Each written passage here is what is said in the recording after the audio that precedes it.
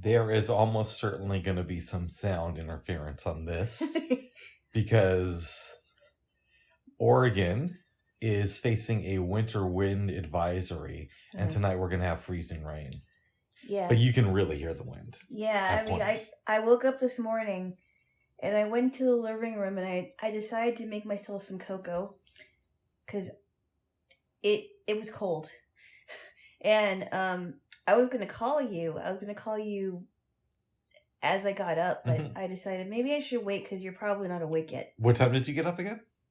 I got up at 6 and I took a shower. Okay, I was up by then, but you didn't know that. I did not know that because sometimes you wake up later. Mm-hmm. Or you go back to sleep and wake up again. So I thought, I was really getting worried. I'm thinking, I really don't think that it would be a good idea if you walk to the bus stop, especially if you're carrying more than one bag. So I was glad that you called me because I was thinking about calling you. Yeah. And I said, I got the groceries, so I was glad that they came before you got here. And I knew that it was going to be super windy, but I didn't think that the building door was going to be hard to open. I was able to open it. That's when you went down and got your groceries. Yeah, because he wasn't able to get in the building. Mm-hmm. And I thought, okay, well, it's probably not working. I'll just go down. So promptly got everything. There was maybe 2 or 3 things that were missing, but it's no biggie. I'll get it. I'll make sure it comes tomorrow. Nice. But I'm glad you got here safely because I really didn't want to hear about you falling or, dying. Things being blown away out of your hands. Yep.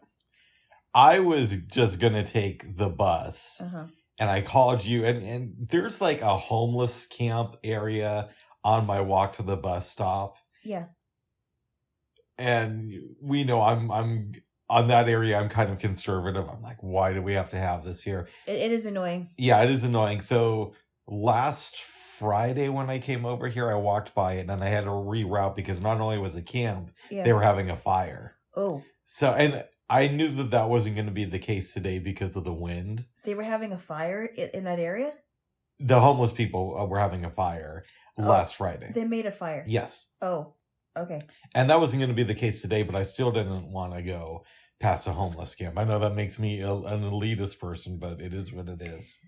Don't worry. I kind of feel the same way because... Well, I mean, you really don't know what you're getting when you get into that area. Exactly. Some people may be on drugs. Other people may have lost their house. So you don't really know. Yeah. And so, but point of the story is, I was already feeling some kind of way when I called you. And then you said you should really get a lift. But I'm like, no, I'm not going to do that. But I hung up on you and I had to pee.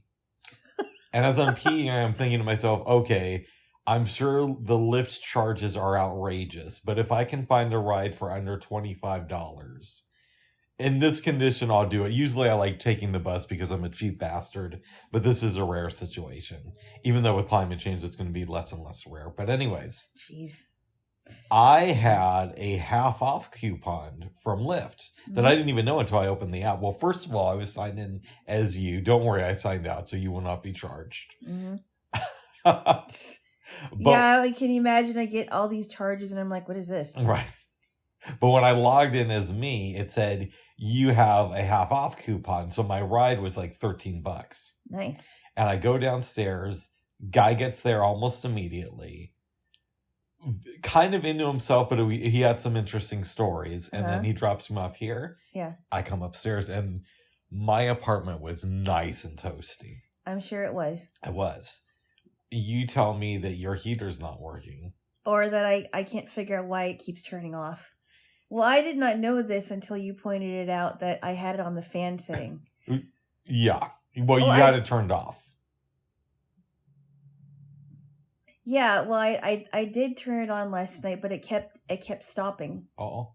I did. And then I think I had to turn it off because I didn't know what to do with it. So I'm a little concerned when I get in because I'm thinking if your fan's not working, we might have to hightail it back to my place. But because it's I'm gonna be birthday boy in a couple of days. That means it's around Christmas, Yeah. and we might have to make multiple trips back here. Once I see what the problem is, I'm like, okay, I got this. Hold my water. Oh, my water. Hold my water. I fixed the situation. Your heater has been going on now for 2 hours, and it's still pretty cold in your living room. Yes, it is. Yes. And it doesn't help that it's kind of drafty in there sometimes. Mhm. So, I think eventually it'll warm up. Hopefully, because the heater gets pretty warm throughout the day. It does usually. Yeah, it's just taking a while because though the wind is very close to my window, so we'll see. How was your shower this morning? Nice and warm. Oh, good. Yes, I had no problem with that. Did I mention it here about the windstorm I was in Seattle where I had a cold shower?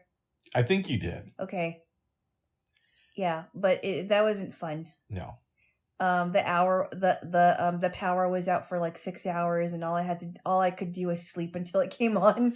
They're saying we're going to have some power outages this weekend, but because it's ice and not snow, it's not going to be that bad. Yeah, I heard this weekend that there were some down power lines, but the people that help with that got them up. So you mean last weekend? No. I mean today. I heard it today. I'm sorry. Okay. I heard it today that there were some down power lines, but the crew that was doing that, which I'm glad that there was some people there, they got them up, so it's not going to be bad. I'm grateful that I don't have to go to the airport today. Oh yeah. I mean, I hated going to the airport just in normal times. I don't like it.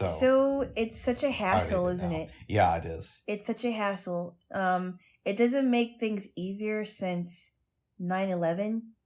And they haven't made it easier. I find it less, and I find it a lot easier when I take a train somewhere, because they don't really check your bags. They just ask you if you have any valuables, but they don't open your stuff. Nice. And if you they make sure they know how much it weighs, and then they put it in the place where the luggages go before you board the train. Nice. Yeah. I checked the BBC this morning, and they were talking about cold storms in America, or cold front, I think it's how they refer to it. Yeah. So apparently we're not the only ones getting it. The UK is too.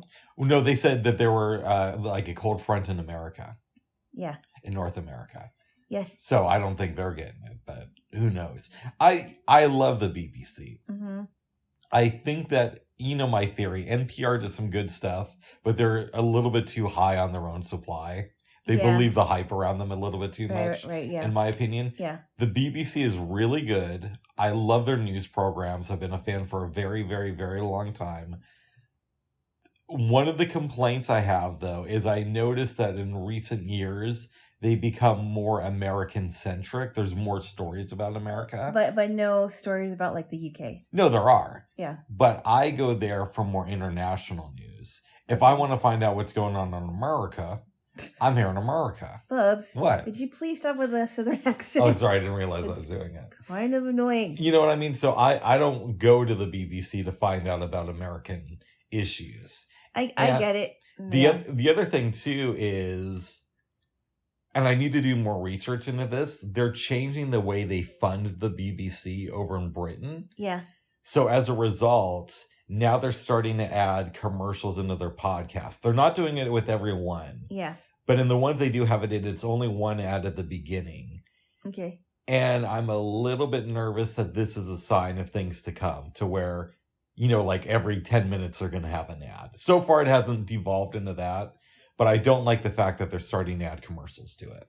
Okay. But some of them don't have commercials. Like, I was listening to Africa Today, which is a really good podcast they do, about issues in Africa yesterday. And they didn't have any ads in it, which is good. Oh, wow. Yeah. Who hosts Africa Today? It's like most of their other news shows. It changes from time to time. Oh, okay. Yeah.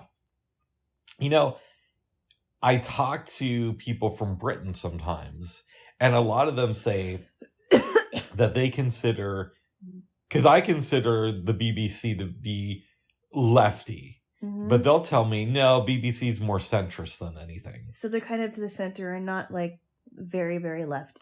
Yeah, so it makes me want to find out what they consider lefty media over there and try to consume some of that. I think I will give them credit. I do think that they're a little more center than NPR is. I think NPR is like, I also think that NPR is full of themselves too. Yeah. And it's not to say that you can't hear good stuff on NPR. The music is great. Yeah. I don't care for the news though. I like some of the news. I think the news on NPR is better than any cable news channel. Like, I would definitely listen to NPR over MSNBC or CNN. But it's still a little bit too pretentious. And it's still a little bit biased. It is very pretentious. Yeah, yes. I would agree with you on that one. Good, babes. Good. I had a nap. I know. I needed it. I didn't sleep very good last night. Oh. I don't know what it was. I took a melatonin because I was having problems waking up. And I think it's because of the weather change. Because when you get to colder temperatures, sometimes it affects your circadian rhythm. Did you just say you took a melatonin because you had trouble waking up? I had trouble sleeping, and I also had trouble waking up. Okay. Because if you have trouble sleeping, you also have trouble waking up too. Okay, gotcha. Yeah. So I think I went to bed like at 12:30 or between 12 and 1, somewhere around there, and then I woke up at 6. I was in bed by 11 and I fell asleep like instantly. Mm-hmm. And I didn't get up until around 5:30. Almost 6. Yeah. And I think what woke me up wasn't just the cold, but I could hear the wind. It was pretty strong. See, that's not what woke me up. I think I got up because I had a really weird dream. Actually, I looked at my phone when I got up. It was 5:28. So a little detail there for you, Jaylo. Oh, okay. Yes. That is, I mean, I think that was part of why I woke up, and for some reason my body just couldn't sleep all the way. So. But I made up for that with an hour and a half nap. There we go there, Jaylo. There we go there. Yes, babooey. Yes. I'm glad you had that nap. I'm glad I did too. Mm. Yeah. It's kind of strange because I usually don't see you on Thursdays. Right. So my days are going to be a little bit different. But, this weekend we're celebrating the anniversary of the birth of our Lord and Savior Jesus Christ. Don't even mock, Bubs. What? Yeah, it's your birthday too. And even more importantly, it's my birthday. What? What? Ooh, nice sweater. Thank you. Well, this is actually a coat. Or a coat. But it's kind of like a thinner one. Oh. So sometimes I just put it on today because my bags are full. Yeah. I only brought a couple pairs of pants. That's okay. So I layered up though. Yeah. So I had my shirt under this. Yeah. I had another sweater on, the button-up one. Mm-hmm. This on, and then my big gray jacket. Yeah. But you have enough shirts, so. Yeah, I do. I think. Yeah, usually when I go, when I travel, the most I'll bring is like maybe 3 pairs of pants. Mm-hmm. 2 to 3 pairs of pants. That's all I really need. I don't need like 5 pairs, or what. But as long as I have, however many shirts to match those pants, I'm good. And I brought over some groceries. You ordered some. We're probably going to be getting some more in the next couple of days. Yeah. Yeah. Yeah. All right, so we should talk about what happened yesterday, babes. Jeez. I was very confused by this. Very confused. And listen, I do have dyslexia. I'm not going to claim that I'm the smartest bulb in the bunch, but I'd like to think that I'm a reasonably intelligent person. Okay? We get on the phone yesterday, mm-hmm. and we're talking about food. So I say, okay, what are we going to do? Mashed potatoes and gravy, turkey. Good, yes. We need to buy this stuff for the green bean casserole. It's going to be great. And then I say to you, okay, so then let's talk about other food. And you seem kind of shocked by that. And so here's what happened. Yeah. or rather, here's my perception of what took place. Mm-hmm. You are gracious enough to be spending the holidays with me instead of your family in the Seattle area. Not Seattle, but Seattle adjacent. The parts of, yeah. Yeah. And over the years, I've heard about how big the meals are. There's always tons of food and tons of food and tons of food and tons of food. Mm-hmm. So I'm thinking to myself, well, obviously we're going to have a good amount of food, and green bean casserole is considered a side. So are mashed potatoes and gravy. And you had talked about wanting to make Tuscan chicken this weekend and various other things. So I'm thinking to myself, the green bean casserole and mashed potatoes are obviously just going to be sides for the turkey we're going to eat. And I know you're not supposed to assume things, but it's like that old joke from Dave Chappelle where he says, yes, you're not supposed to assume things, but if I see somebody who's dressed up as a fireman and there's a fire, and I go up to that person and say, there's a fire, you should do something, and they turn around to me and say, I'm not a fireman. Yeah, you shouldn't assume that person's a fireman, but at the same point, you got to go with the evidence you have. Well, okay, first off, yes, let me tell my side of the story, because apparently we were not communicating. And it was frustrating. It was I was frustrated because I thought, wait, this shouldn't be that hard. When I mentioned that my family had tons of food at their house, yes. You also have to think, number one, it's at a house, not an apartment. And depending on whose house it is, whether it's my cousin's house, my aunt and uncle's house, they have enough to feed an army. Usually. Yeah. There's either something cooking on the stove or something that was already cooked and it's already out on the table. I was not expecting to have a huge meal like they do, because we're not feeding an army. We're just feeding ourselves. But you do know that I know how to cook. I totally get it. I was trying to explain to you that, when I think about sides that accompany the meal, but they're a lot smaller than the meal. Like fries is a side. Crackers and dip are a side, or it could be a side. Chips are a side with sandwiches, whichever you're making. Right. Okay, whatever. Mashed potatoes and gravy is a side for turkey. And I think, and then we were thinking about like macaroni and cheese. Yeah, and I was thinking we were going to do that as a side too. Yeah, and I said, and I think I was saying something like, no, macaroni and cheese could either be a side or a dish, whichever you decide. But I wasn't really married to making macaroni and cheese either. Yeah. And I said, well, why don't we just do why don't we do a creamy pasta this week and we can do something else next week? And then you thought that I wanted to do Tuscan chicken. I said, well, I did say either this weekend or next weekend. And I was just assuming that you meant this weekend. Yes, you did say this weekend or next weekend. But I'm thinking it's a holiday weekend. And I know next weekend technically is, but let's be honest. What's the bigger holiday weekend? It's this weekend. It is, but people gorge out the weekend after because it is New Year's. And, if there were alcohol here, and I kept alcohol, and if I did drink, we would probably be drinking, but I don't do that. By the way, I drink, but I don't drink that much. So I've literally, as an adult, gotten years without a drink. So I'm totally cool with no alcohol or anything.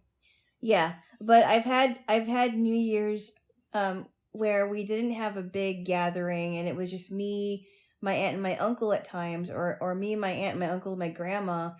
And they'll make something before midnight, like maybe some kind of a noodle dish or even spaghetti. Mm-hmm. After midnight, we'll say, Happy New Year! And then we'll eat again.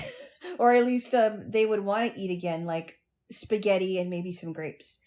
Right, but now I assume, though, that the weekend before, on Christmas, you guys would eat a lot, though. Well, yeah, because there would be more people. And you do realize that this is the weekend before New Year's. And I get that there's more people, but I also get that that's why we're talking about, or at least in my mind. Yeah. Maybe I should rephrase it that way.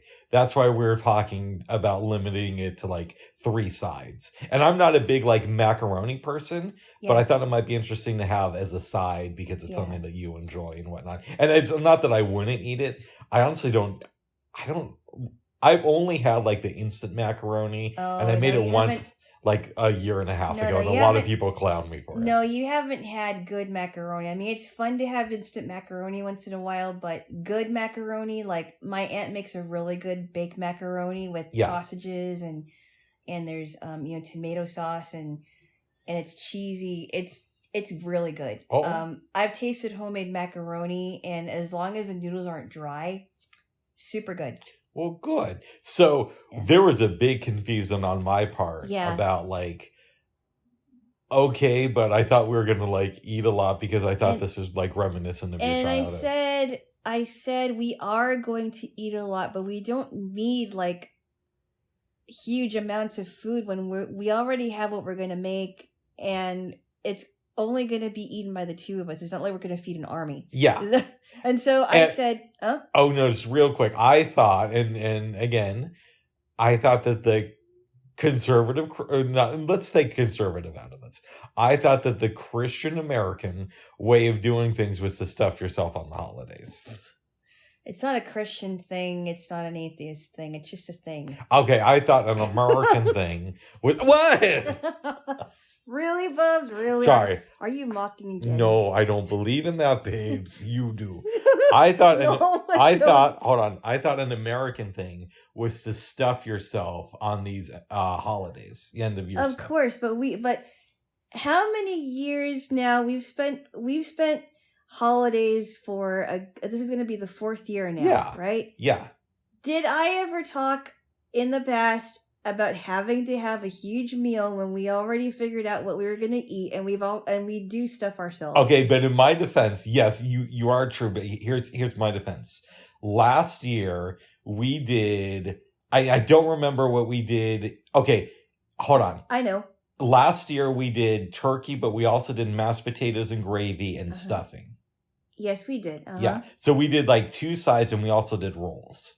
And we had a big cake. The year before that, I don't remember because it was COVID. The year before that, we didn't do turkey, but we did like 2 big things of baked spaghetti. Oh, so good. That was good. And we had like chips from Trader Joe's. Yeah. We had cookies. We had cake. So we had a lot of stuff. Yeah, but that doesn't mean that we're not going to have a lot of stuff this year, because we always end up having a lot of stuff. And then I give you some things to take home. Ooh. By the way, you're going to love this. Oh. I am? Well, we'll see. I really wanted to do this.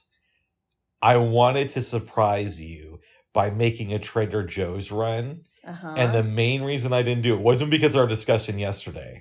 I decided the day before I wasn't going to do it, but here's the reason why. Okay. Is because I knew I was already going to be pushing it with the amount of stuff I was bringing over here, as far as what I could carry. What were you thinking about getting? Well, I was just thinking about getting some of those chips we like. Oh, they are good. They are really good. They are very good. Yeah, and unfortunately, you can't get Trader Joe's delivered because their CEO is a bit of a douchebag. In that I don't like that. sense. Yeah. I think and also people, some people don't live close to a Trader Joe's either. So why not? I mean, they have good stuff. Why not get it delivered? And it's an extra way for them to make money. I would agree. Yeah. And their stuff is good quality. I love Trader Joe's, but I too. We're getting off the point. So, okay. Yeah, we haven't done it as lavish as your relatives, but we've done more. And at one point, we're talking about this, and you're like, well, maybe we could just do leftovers on Christmas. No, what I mean is... Go ahead. We always make something every day, right? Yeah. Which is good. Yeah. But it's actually, if we have leftovers, and a lot of times we don't have leftovers. Yeah. But I was a little bit concerned about the turkey because I thought that it was a little bit bigger than the other one. Yeah. And it was heavy. I had to carefully lift it and put it on the bottom of my refrigerator in my dish. Nice. In my pan. And I was glad I was able to, but I'm like, this thing is heavy. It wasn't like the 20-pound turkey you got. That was huge. That was great though. That was what happened on 2020. But That's right. You had the turkey. You had the 20-pound turkey, and I'm like, yeah, we had other stuff with that. I just don't remember what the sides were. I forgot either. It was a long time ago. But I'm like, you gave it. Like, why did you buy so much turkey? Okay, so here's what happened. Let me school you for a second. I know what happened. You might not remember though. Yes, I do. All right, tell me.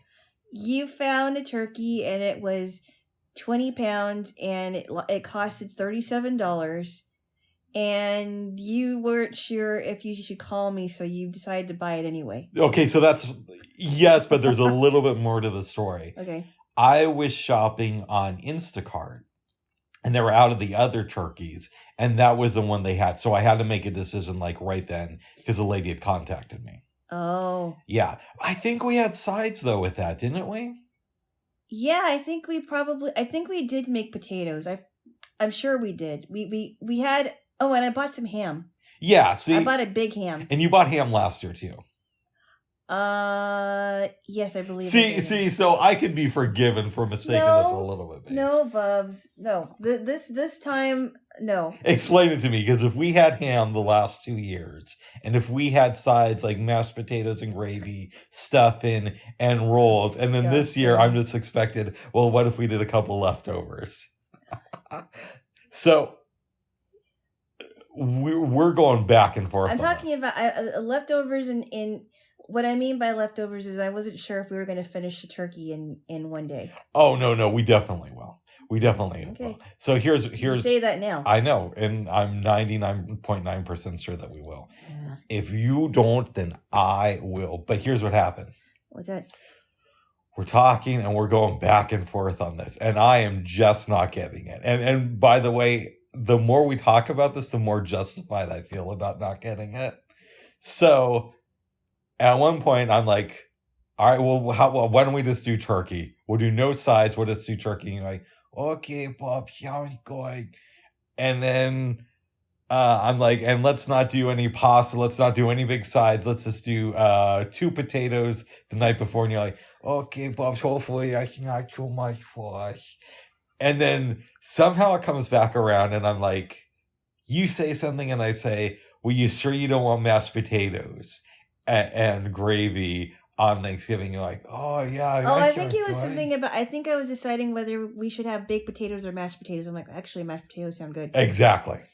But you were making it sound like we were going to have like not enough food, and I was trying to make the point to where even if we don't have many sides to our meals, we're still going to have a lot of food. I think we eat a lot. Yeah, and let's also say this.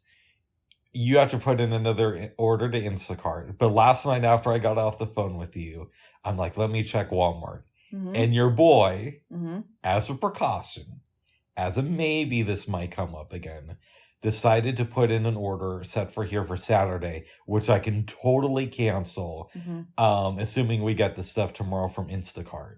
So it's possible we might have other stuff. And it's possible that we will cancel. Yeah. And it's possible that we will also give this turkey to a family in need and just like bite our toenails for dinner on Christmas. That's open. I'm open to that too. But no, we're not going to starve. If we do that, and then I hear about how great Christmas is with your family because of all the food, I'm going to be a little upset. No, I wasn't trying to compare the dinners that my family has. I was just simply saying what kind of stuff was there. Yeah. And I wasn't expecting anything to come out of it. I was just saying, this is what my family does because we have a lot of people at our gatherings. But I wasn't expecting it to be like that. It's never like that. Right. But in fairness, the last couple of years we've done 3 sides, not counting the ham and a turkey. So could you see where maybe I would feel some sort of way like, oh, this is going to be... and you have to understand, too, is that I didn't get extra sides with my turkey this year, too. Yeah, I know, but we could still, I mean, we are getting a side with turkey this year because yeah. we're gonna make the potatoes. Yeah, and if we go with the Walmart order, we might have multiple sides. Or I might have it, and you guys might, you know. You know what I'll do, babes? What? I'll get the Walmart order. I'll cook up the ham like the night before and heat it up, and I'll say, "Oh, this sure smells good. I wish I had somebody to share it with." That is so mean. No, why? If you don't want any, I never said if that. You don't want any. Hey, I like ham once in a while. It's not my favorite. But not on thing. Christmas, you don't. Except for last year and the year before. Those are the only times, if you're not counting the other times you were with your family, you don't like it on Christmas. No, I never said that. It's just not my. It's just kind of like I mean, I like ham more than stuffing. Nice. But I'm okay if I don't have ham either. All right, well then give me a kiss. No. Come on. You're for your mocking, sake. Jay. I don't believe that, babes. You're mocking. All right, give me a kiss. You're mocking, Jay. Yeah. So I got a little bit heated yesterday. I mean, we didn't, call each other names or anything. No, it's never gotten heated like that. We never call each other like really horrible names. But at one point in the conversation, I was thinking she just does not get what I'm trying to say, and I'm sure you were probably thinking the same thing. I was, and then at one time you're like, okay, I'm gonna shut up, and you're gonna tell me what's on the. I'm like, okay, fine, fine. Yeah. We're gonna have this on Thursday. We're gonna have this on Friday, Saturday, and Sunday. Yeah. Yes. And then I think we came to a consensus. Yeah. When I said, look, okay, I'll get the groceries for today, for Thursday rather, and if we need to get more stuff, then I will order another order and I will get more stuff because I didn't want to order your cake and your cake and ice cream just yet. Yep. Because I knew that it was going to be crazy for today and maybe even tomorrow. I don't know. Yes. So we shall see on that one. Nice. We shall see. Well, very good, babes. And the driver was really nice, but he forgot like maybe 2 or 3 things. Oh my goodness. I could easily get. Okay. But he got pretty much everything else. Nice. Yeah. Well, good. Good. I even got the parsley and the basil. Oh yeah. We're gonna make that the Italian bread. Yep. And so I shopped at Walmart a couple weeks ago, and I like the fresh Parmesan. But they. Oh, that's right. I have to get he didn't get the Parmesan either. Oh, see. Okay. I got the bag of it, which is not the best for making pasta, but what it is good for is when you're making garlic cheese bread. Is how the Actually, bag. I got after this. I got to show you something because I'm not sure if it's a pack of French fried onions or something else. Okay. Because it usually the ones that I got before was in like a plastic container, and this feels like a different kind of container. So never feel wick is here. Yeah. So I mean, I could easily just do that. Nice. So. Nice. Well, babes. Yeah. Now this might cause contention. What? And you let me say this. Something positive about somebody deep in the MAGA movement who made a political statement this week that I agree with. And this isn't like they're MAGA name only. No, this person is like, what would they call them? Like a MAGA mama. She's like high up in MAGA. One of them, yeah. You know where I'm going with this. Please, do we have to talk about this now? Well, how often do I give somebody who's drenched in MAGA credit for a political statement? I mean, I actually didn't look it up to confirm that that's what she said. Your girl, Lauren Boebert, who I'm not a fan of. I know you're not. I'm not a fan of. But she made a political statement this week accusing Marjorie Taylor Greene of anti-Semitism. And I did not hear this. I mean, maybe it's happening and I didn't know. But I also need to look that one up too. Yeah, I'd play you the video, but I'm not allowed to play you political videos. I'm not. I'm not allowed. Well, unless I say you are. Am I allowed to play you this one? No. Oh, see. No, I have to look this one up, bud. Uh-oh. Well, and the reason why I say that is because sometimes YouTube has been known to take videos off and put videos on, and they've also been known to edit videos too. So when it comes to politics and YouTube, I don't trust YouTube with politics. Oh, do we call them MAGA mamas? What do we call these women who are in MAGA? Just MAGA women. Okay, MAGA women. Not MAGA mamas. MAGA mamas. I don't know. MAGA mamas. Good, because I think Boebert has a kid and Marjorie Taylor Greene has kids. They both have kids. Oh. They both have kids. There is at least one thing that I do, and I think the reason why they're fighting, the biggest reason why they're fighting, is because there are people in the Republican Party that really do not want McCarthy in as Speaker of the House, and I totally agree because I don't think he's going to do his job. But Marjorie Taylor Greene, which I agree with her a lot about things, but McCarthy is not a thing that I agree with her on, and she's been she has her reasons why she wants him in, and Lauren Boebert does not want him in, and I don't think he has enough votes to secure his seat as Speaker of the House. And I hope he doesn't win. But what do you think about Boebert taking it a step further and implying that Marjorie I don't Taylor know. Greene is I an just anti-Semite? all I know is that they're in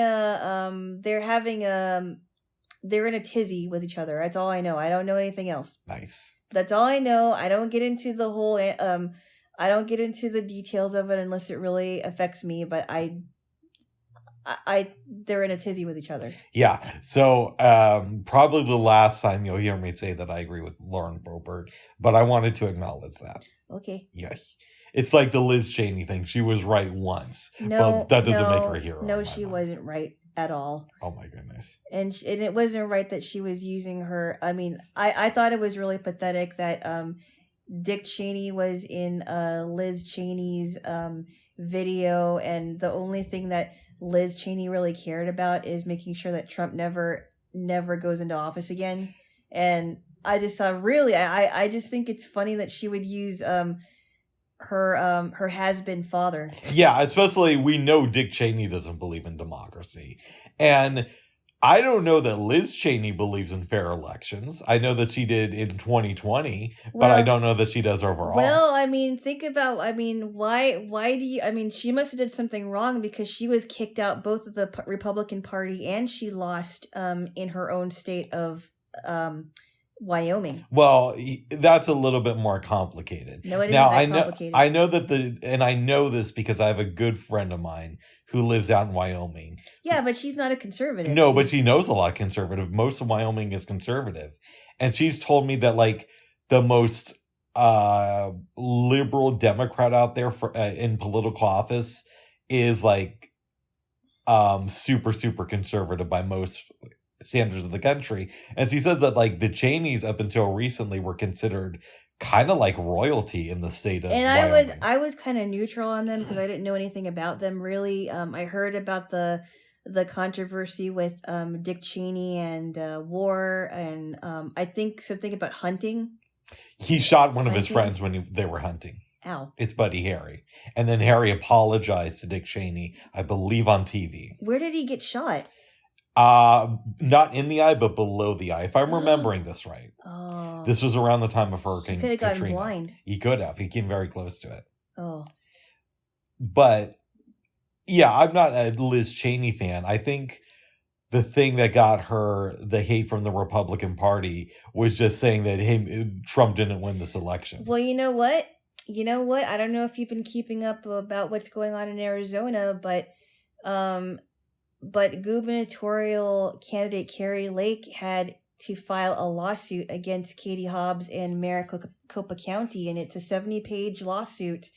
And this doesn't just affect midterms, but if she wins, that is also going to be another way of finding out what could have happened in 2020, because the same thing was happening in Arizona as well. And they've been looking at why people would put their voting, their ballots in the tabulators and it wouldn't tabulate, or if they were told to put it in box number 3 because the tabulators weren't working in 20% of Maricopa County, they didn't know where it went, and come to find out these ballots were being duplicated from the ones that were being originally voted with. So this is and you probably don't know this because you may not be keeping up with it, but this is there's a lot of evidence that is in this lawsuit. She has talked to people that were turned away from voting centers. So I'm interested to see on what happens with that. I wouldn't get your hopes up, but what I will say, no, you really. I mean, I'm serious. This is gonna be interesting. Nobody has ever gone to court with this. Well, I know and that she is doing good, but Katie Hobbs doesn't seem to want to testify, even though she's a big part of it.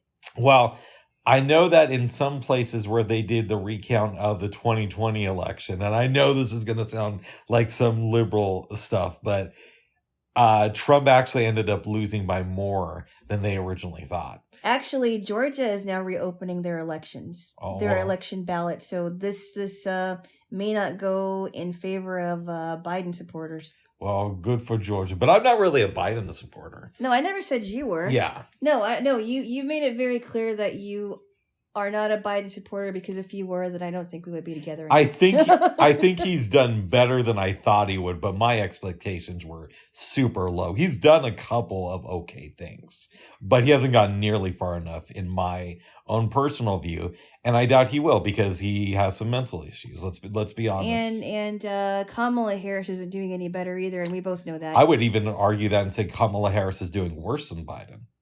Both of them are in the same category.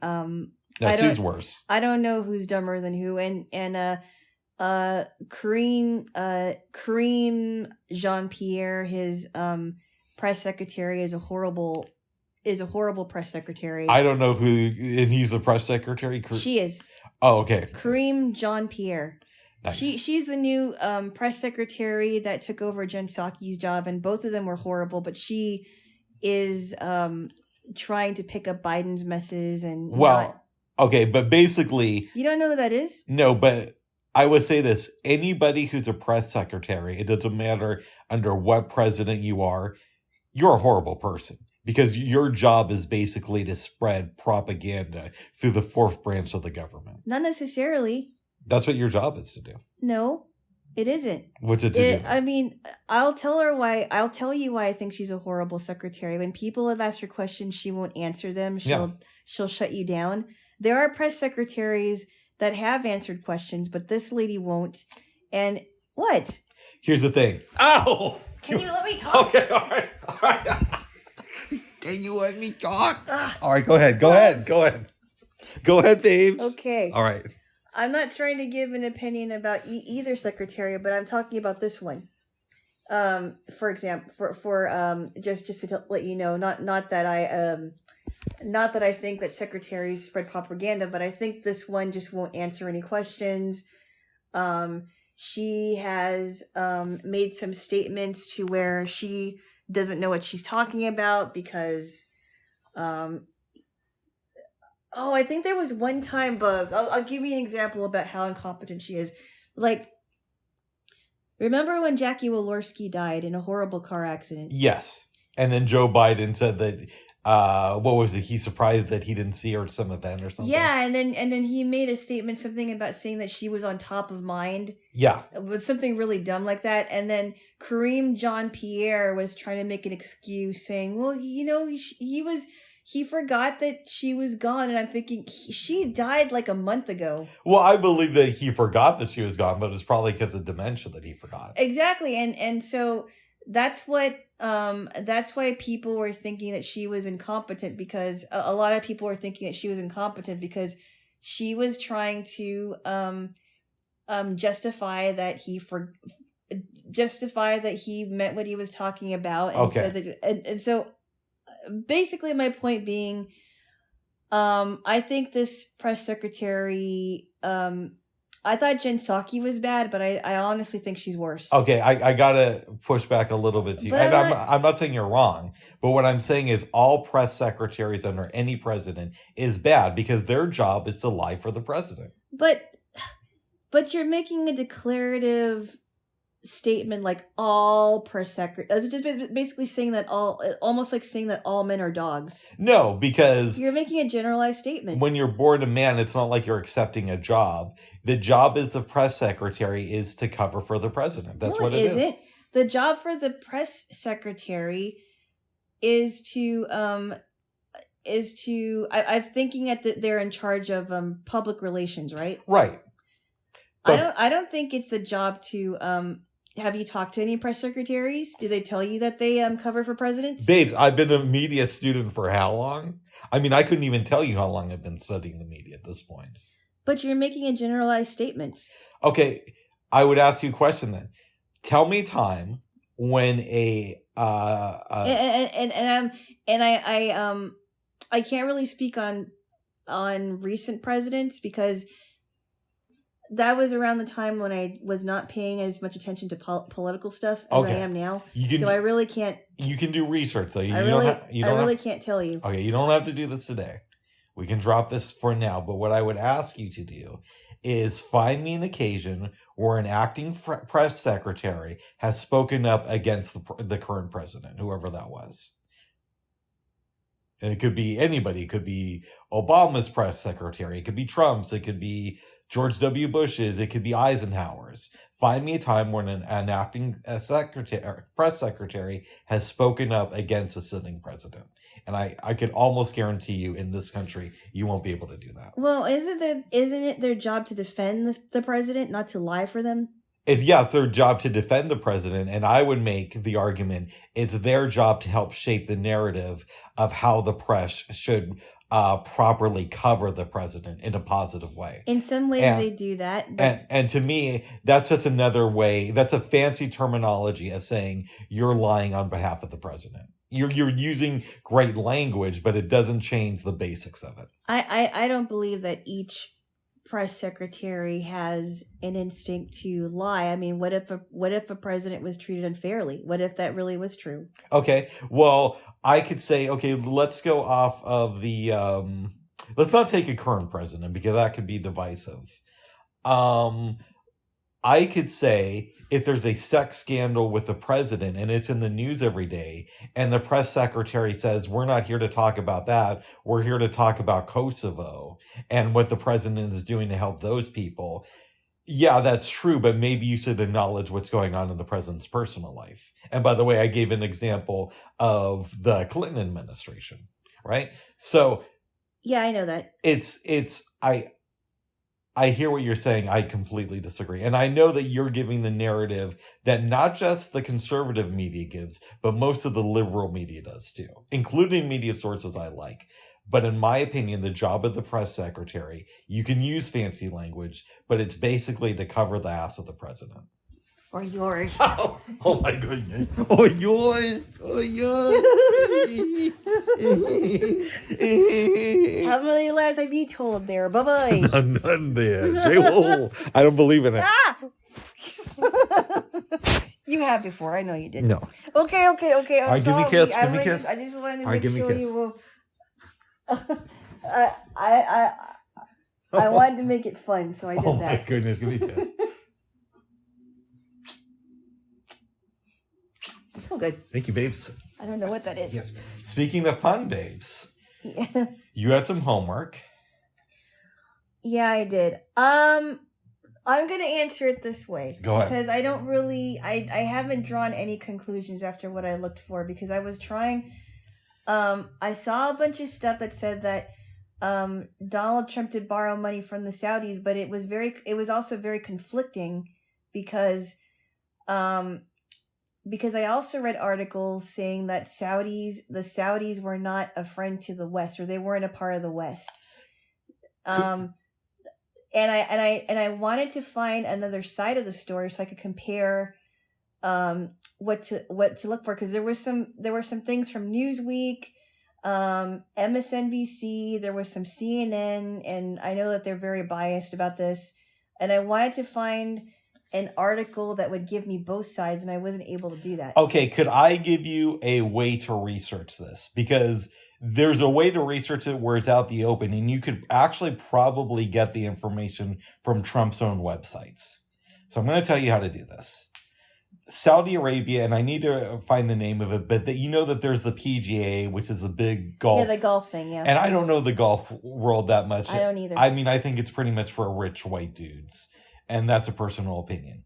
But the Saudi government has been trying to start their own golf tournament here in the U.S., and there's been controversy because some people want to golf with them because they're getting paid a lot of money. And some people like Tiger Woods have taken a stand and said, I'm not going to do it no matter how much you pay me. And I think I heard some estimates where they offer Tiger Woods literally like $1 billion. Wow. So that's just a principle this dude has. But what you can do to make it simpler is find the name of the golf organization that the Saudis founded, and it's a Saudi royal family. Yeah, I can't remember what it is. Okay, what but the last name we is. could do a Google search or a DuckDuckGo search, and then find out if any of those tournaments are being held at Trump-owned golf courses, because that's a way that they've been funneling money. Because I couldn't figure out why. I didn't find an article that actually gave me a good explanation as to why this is going on or how this started. All I've heard was one side of it. I was trying to find another side of it too, so I can kind of compare and think about what conclusion I would draw from, because I don't know. Right, but so I can give you my explanation of why, but that's how I would go about searching it, because that's the way a lot of the money is funneled into Trump, is through the golf courses. Now, you're not going to like this, but, and I'm not just saying it's for real, the Saudi government has deep, deep ties to the Republican Party. And it's so deep that, I think we talked about this recently, like, the Bushes and the Saudi family. No, you told me about the Bushes. I know that. Yeah, but the point of the story is they have deep, deep ties to the Republican Party because they're trying to push conservative politics in our country. And that's one of the ways I don't know because the Saudis, the way that they run their government, it's not a republic. So I don't know. The Saudi Arabia is a very communist regime. So I don't know why they would be bringing conservative politics into our country. I would not say they're communists. I don't think that you could have a family that's worth, by some estimates, as much as $2 trillion and say that they're communists. So that's the point of inquiry. There is such thing as communist capitalism too, I know that. I wouldn't consider the Saudis to be communists. Well, how come women don't have as much rights there as they would here? Well, under communism, it's more equal, and everybody just starves to death together. It is. No, that's true. And you can read communists who've talked about this. Emma Goldman is an example I always give. Emma Goldman was one of these people who was a communist, kicked out of this country during World War I for protesting. She goes to communist Russia thinking it's all going to be good in the hood, and then she finds out about the bread lines there. So yeah, women were treated more fairly under communist regime, but everybody was starving to death. So it's like, oh, what do you want, to be oppressed and eat here in this country? Or do you want to be free to starve along with the guys? And obviously, I'm paraphrasing a lot. And then there was a silence. Jaylo. And I'll do this. Oh my God. And I'll do this. But I would advise you to look into that. But I know you didn't like the sources you found. Did it seem to you, though, that I was telling the truth from my perspective? I mean, it would seem that way because that's what I found, but I can't draw that conclusion because, like I said, I always want another side of the story. That's fair. I want to be fair and balanced. I don't want just one side of the story. I don't want it slanted. I want both sides of the story so I can make my own decision, and I couldn't find another side of the story. Yeah, and that's why I say look at the golf courses. And then you can ask yourself, why is Trump accepting Saudi money?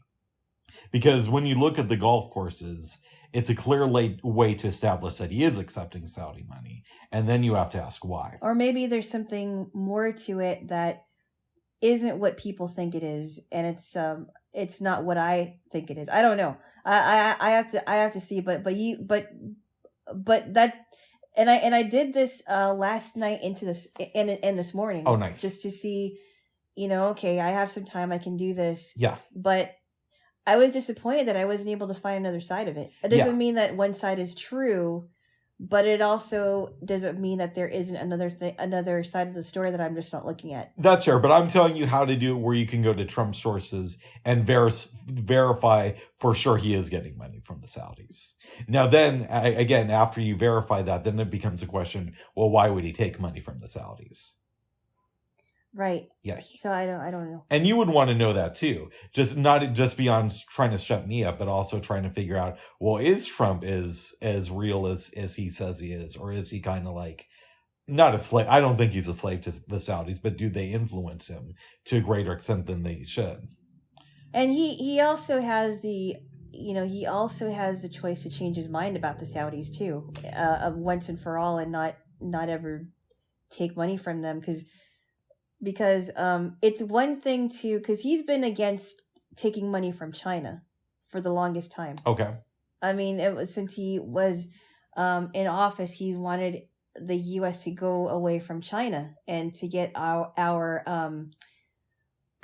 businesses back to our country. But I don't understand the Saudi thing. I never was interested in the Saudi thing, but maybe, I don't know. Yeah, I would look into it further because I think you're going to find some really shady stuff there. But that's just me. And I believe me, I know that Joe Biden does some shady stuff, but that's why I don't really defend Joe Biden. Joe Biden does take money from the Saudis as well. Yeah, I don't think it's as much though.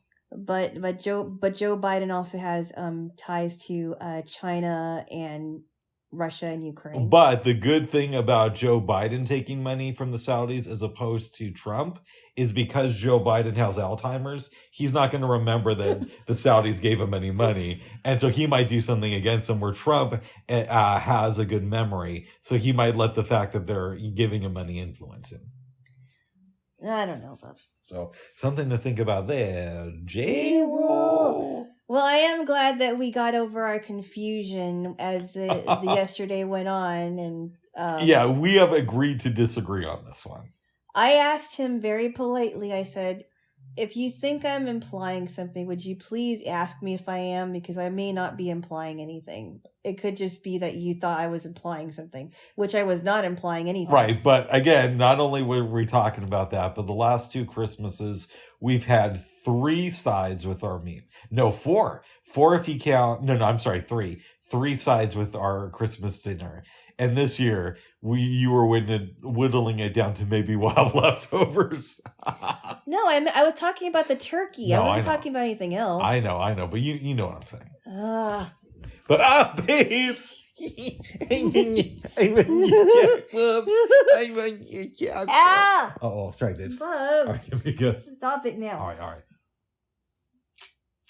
Let's get to something cool, though. Okay. You have finished. Finally, because it was a long book. It was a long book. And I had other things to think about, but I did finish it. 11/22/63, which is Yes. not just my favorite Stephen King book, one of my favorite books, probably my top 10 of all time. I don't know if I will read another Stephen King book after this, just because a lot of his books are really scary, and I never really cared for scary books.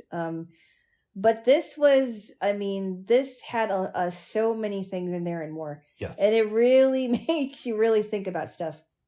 A lot of twists and turns, comedy, drama, romance, comedy, drama. Well, first of all, we talked about the book periodically, but let's talk about the last portion of it. I guess from where George/Jake, there's that confrontation with the mob people, and he gets injured. What did you think of when that was going down?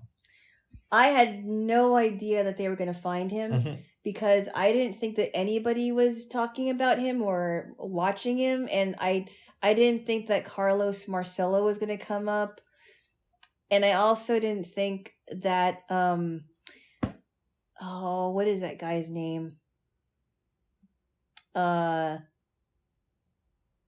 One of the people that worked for Carlos Marcello. Yeah. I forgot because they wanted either to rough him up or to kill him, to show to the guy. I forgot what his name was. That's okay. I'm bad with that stuff. No. I forgot because he's a mob person. Yeah. And somehow they were watching him throughout where he was going with Sadie. Just like John Clayton was watching him and Sadie. I don't think they were watching him and Sadie. Oh, I'm sorry, just him. They were watching him when he was in Dallas. Right, they were watching him, and they found out about his bets. Yep. They found out about his bets, and I forgot what his name. It's gonna drive me crazy. It's not Carlos Marcello. It might somebody else. Yeah, somebody associated with him. Oh, Eddie Gutierrez. That's who it was. Yeah. Eddie Gutierrez. Anyway, he was thinking that he might have some powers because he's finding out that George/Jake has won some bets or made some bets, and he won the one against for the prize fight. Tom Case won. No. Because he knew what was going to happen and they didn't know about his whole future thing, but he knew what was going to happen before it happened. And so they roughed him up pretty badly, and he had a bad brain injury.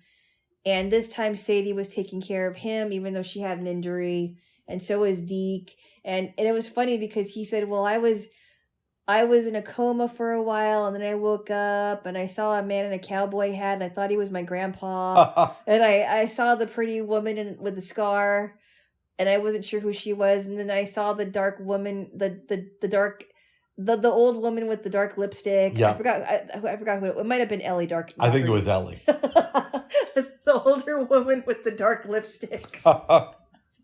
Or the red lipstick, I think it was. It was funny. And he talked about seeing Vic Morrow on TV on that show, Combat. Right. Yeah, and he said that he was watching all these shows, and that his physical therapy was hard, and he was meeting all the patients, and he made friends with Mr. Kanapinski, the older dude. Yeah, in the wheelchair. Yep. So he was getting to know the patients while he was living at that facility, and he's struggling to remember the detail from Al's notebooks. Yeah, and details. What I thought was interesting was when he went to that church and he saw the word of Almighty God on the side of the church. Yeah, and then he took it apart and said he thought of the word of Al. Yeah.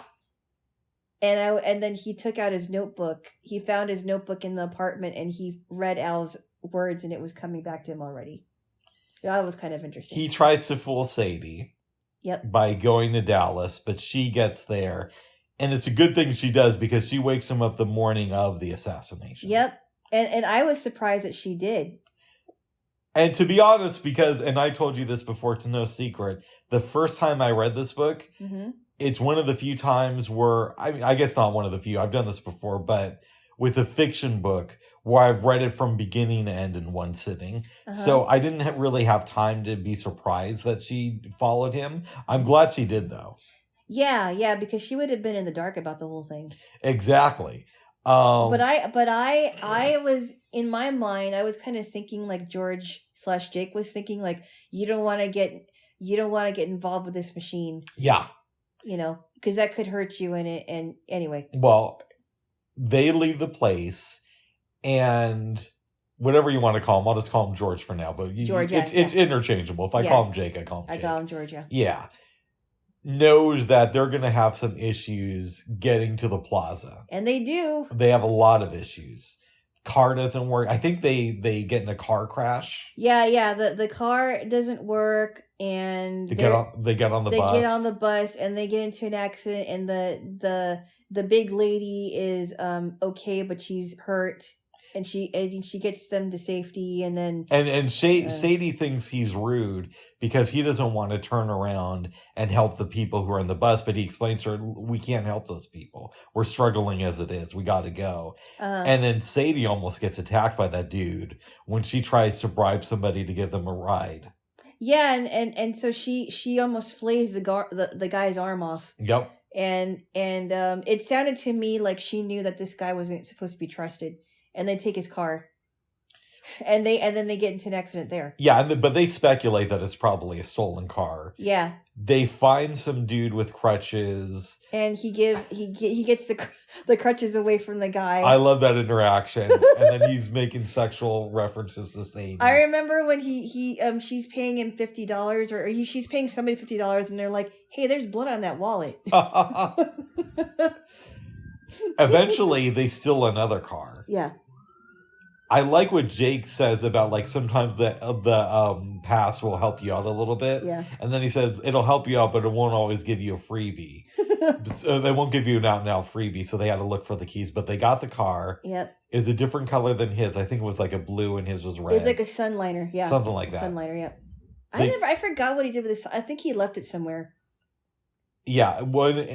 There's something wrong with it, but in any event, they finally get to the library. Rush up the steps. There's a commotion. They're at the depository. Depository. And Kennedy is saved, but your girl dies. Yeah, because he tries to shoot at Oswald, and then the bullets that were supposed to go into Kennedy's head streams down from the window and hits one of them hits Sadie in the chest. What did you think when you're reading this? I was very surprised. Yeah, I knew you were not going to see that one coming. No, I did not see that one coming, and I also didn't think that she was going to die. Yeah. Helping him out, and she died in his arms. It was really sad. It was really sad. It was very, very sad, and poor Deke was sick at home, and he's talking on the phone with George, and he's just about ready to cry. Yeah, this is when they take him into the interrogation, and I'm kind of thinking, like, George is like, okay, this sucks, but we know that they're going to get together in the end. But let's keep telling the story. He gets interrogated, and people aren't really that impressed with his story, but they don't know what's up. Yeah. JFK calls.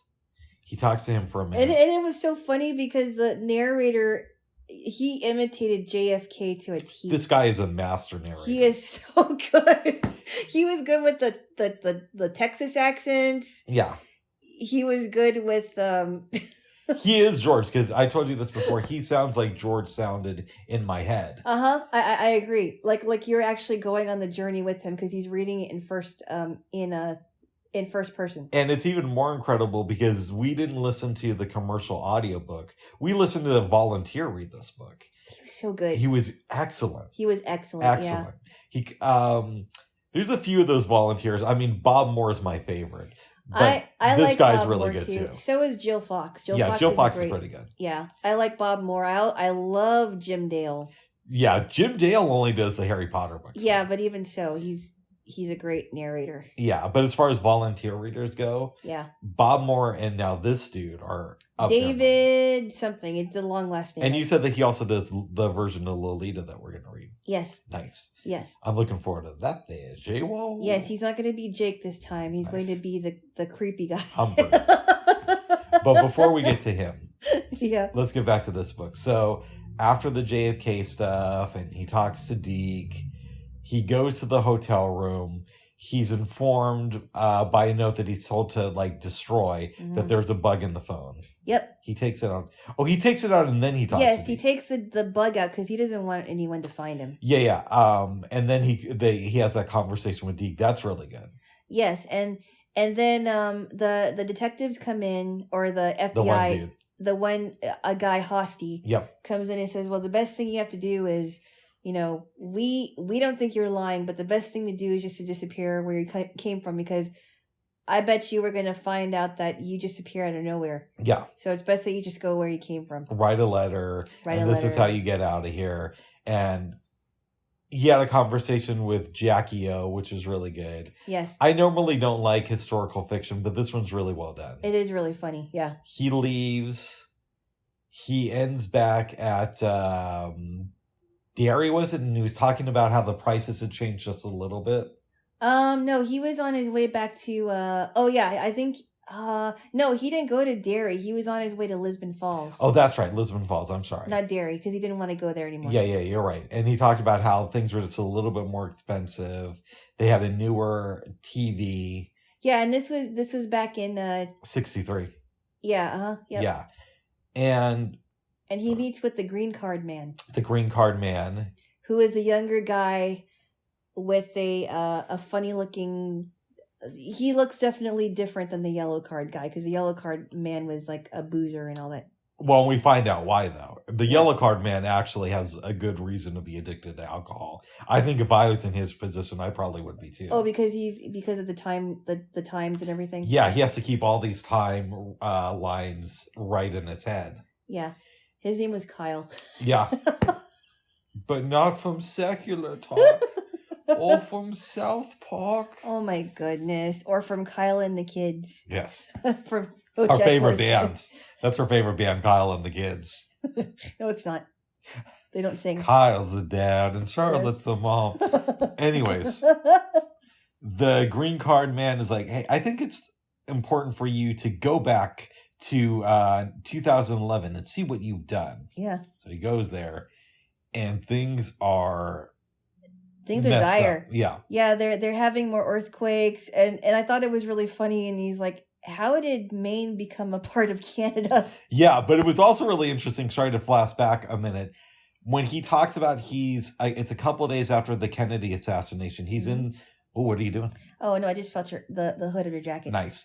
And he's talking to some cab driver about some earthquake that took place in Watts. Right. Exactly. And he's not really putting it together yet. Yeah. And they're having... And he meets up with the guy in a wheelchair... And these kids are harassing him, and he backhands both of them. Yep. And he looks at him, and he's like, hello, Harry. And we realized it was Harry Dunning, which I wasn't expecting either. Yeah. And then Harry doesn't know him, but takes him back to his house. That's really good. The only part of that thing, I know I could believe he would run into Harry, only because the book kind of implies that all these things connect in a weird way. Mm-hmm. It does a good job of doing it. Like, if it was just a movie and they never talk about how things connect and how the past, harmonizes with itself, then it would have been unbelievable. But it works. The issue I had is when he says to him, were you that guy who saved me? Mm-hmm. I don't think that Harry would have done that. Yeah, because he wouldn't have known that. Exactly. I don't know how he would have known that, because he didn't recognize his face in the beginning. Then you also got to remember, Stephen King wrote this book for the most part by himself, with a little bit of help with the ending by Joe Hill, his son. Yeah. So it's not like it's a team of Hollywood writers. It's like one dude getting some help from his kid. You mean his son isn't Joe King? No. Joking. So goes back down the rabbit hole and runs. And we hear the narration in his head. He's talking about, maybe I can meet up with Sadie again, and I won't stop Lee Harvey Oswald this time, but would it really be that much of a crime if we stayed together and had a couple of kids? Would that change things too much? Yeah. And at some point he comes to his senses, comes home after spending some time in Lisbon Falls. Yep. Things are pretty much back to normal. Like a year later, things start to happen with your girl Sadie. Yeah. Oh, this one he goes to 1958 again. He returns like very, very briefly. Yeah, and then I'm talking about when he comes back to 2011. She gets noticed for the service that she did for the Denholm Consolidated School System. And by now she's like 80 or something. Yeah, by now she's 80. Yep. And he doesn't want to let her know that, I knew her once upon a time, but he asked her, are you Sadie Dunhill? And she says, yes. And he's like, well, I just want to say that I admire your work. And then he meets up with Donald, the DJ, and he puts on was it In the Mood? In the Mood. Yeah. And she's like, that's In the Mood. Yep. And they start dancing. So he ends up dancing with an old Sadie. Yep, one last time. His old lady Sadie. I didn't like the ending. Okay, I would tell you this. I hate the ending and I love it at the same time. Mm. So you saying you don't like the ending, I disagree with you, but it's like, and I completely understand why you don't like it. Yeah. Because for the longest time I hated this ending. Right. Because I wanted them to get together and live happily ever after. I wanted those two to get together because it just seemed like a very nice couple together. Like, in my mind, what should have happened is he goes back Mm-hmm. and he's a couple years older, but he reestablishes himself and Jody. And Sadie comes there, and they're there until like maybe the night before her husband is supposed to attack And her. then they leave. And then they leave and go back up the rabbit because hole. I'm thinking because he's talking about taking her to the future where she could actually get her face done, but better. Yeah, but even so, Mhm. if they escape like a couple of days before the husband attacks her, she doesn't even have to get her face done. But we do know now that in the future, her husband, like when he sees, when he sees the paper, she doesn't get killed. Yeah, like Deacon Miss Ellie got there in time. Yeah, and Miss Ellie threw a casserole dish at him. Yeah. But she was still hurt, though. She was still hurt, but not as bad as what happened to Sadie after Deke got there. Yeah, but so I completely get where you don't like the ending. Uh-huh. But at the same time, it does take guts not to wrap this up in a bow. And when Stephen King, I know you listened to the afterwards, and he's talking about, I really want to thank my son for helping me come up with a better ending. Yeah. I actually do think it's probably better than what Stephen King would have done, only because I've read a lot of his books that were written around this time, whether it's this, Under the Dome,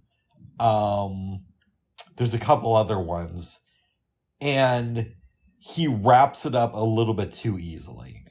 He doesn't, his endings, I've noticed with his recent books, and I guess you could say, well, recent, this was 10 years ago, but you know what I mean. Yeah. Recent as compared to like the 80s. Oh. With his recent books, the endings are a little bit too on the nose. They're a little bit too easy. Really? They're a little bit too, like, you had a great thing going, dude, and then you just gave me some softball ending. Uh-huh. I don't think he would have given us a pleasing ending had it been to his own devices. I don't think he would have given us the ending that I wanted to where he rescues Sadie. I think it would have been something like, you know, he just decides that he's going to live in 1958 and the consequences are going to be what they're going to be. And the green card man discovers that it's really not that important. Yeah. And things go on. Right. And it completely negates him going back to the future and seeing this dystopian world. Right. I think this is the best ending we could have hoped for. And I'm really glad. In some ways, I'm glad that they didn't give me what I wanted, because it was also what I expected. Huh. And I'm glad that the ending isn't predictable. Because, yeah, he gets to dance with Sadie in the end, but they're not going to be together. He's not going to have pound cake with this 80-year-old bag. You know what I mean? No, their version of pound cake, yeah. Yeah. Yeah. What do you think of my thoughts on the ending? I'm glad you're able to accept it. I mean, I just read it. I just finished it last week. Yeah, so and I read it when it came out. So the me finishing it is very fresh. So I'm thinking, I don't like the ending, but maybe I'll change my mind. I don't know. What did you think of a book as a whole? Very good. Yeah. Very detailed, very funny. It wasn't boring. It was just long. But it wasn't boring at all. The story didn't drag out. I love the Jody part of the book. Yeah, and I've told you multiple times, that's my favorite stuff in the book. It's like, it's almost like they pull you in and you want to go to that town. Exactly. Because the kids are nice. They may get into a little trouble, but they mean well. They mean well. You know, they mean well, and the grown-ups mean well. There may be some Jessica Caltrops that need a good scaring, but otherwise the adults respect the kids, and for the most part the kids respect the adults. They're people who, they have faults. Yeah.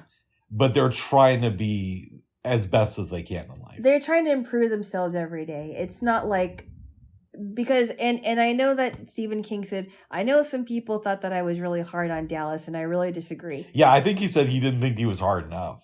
It's something like that. I don't know. I thought it sounded like a very dilapidated and just a horrible city with horrible kids. I mean, he just made it sound like a horrible city. I hear you. I also have known older people who lived in kind of the Dallas, Texas area back around this time. Yeah. And they don't really have a lot of positive things to say about that area. on how it was back then. I mean, I think Fort Worth was slightly better, but not by much. It seemed like, but Dallas was not. I mean, and I've told you, even when I went to Dallas, like not that long ago, like 6 years ago, it seemed a little bit backwards even then.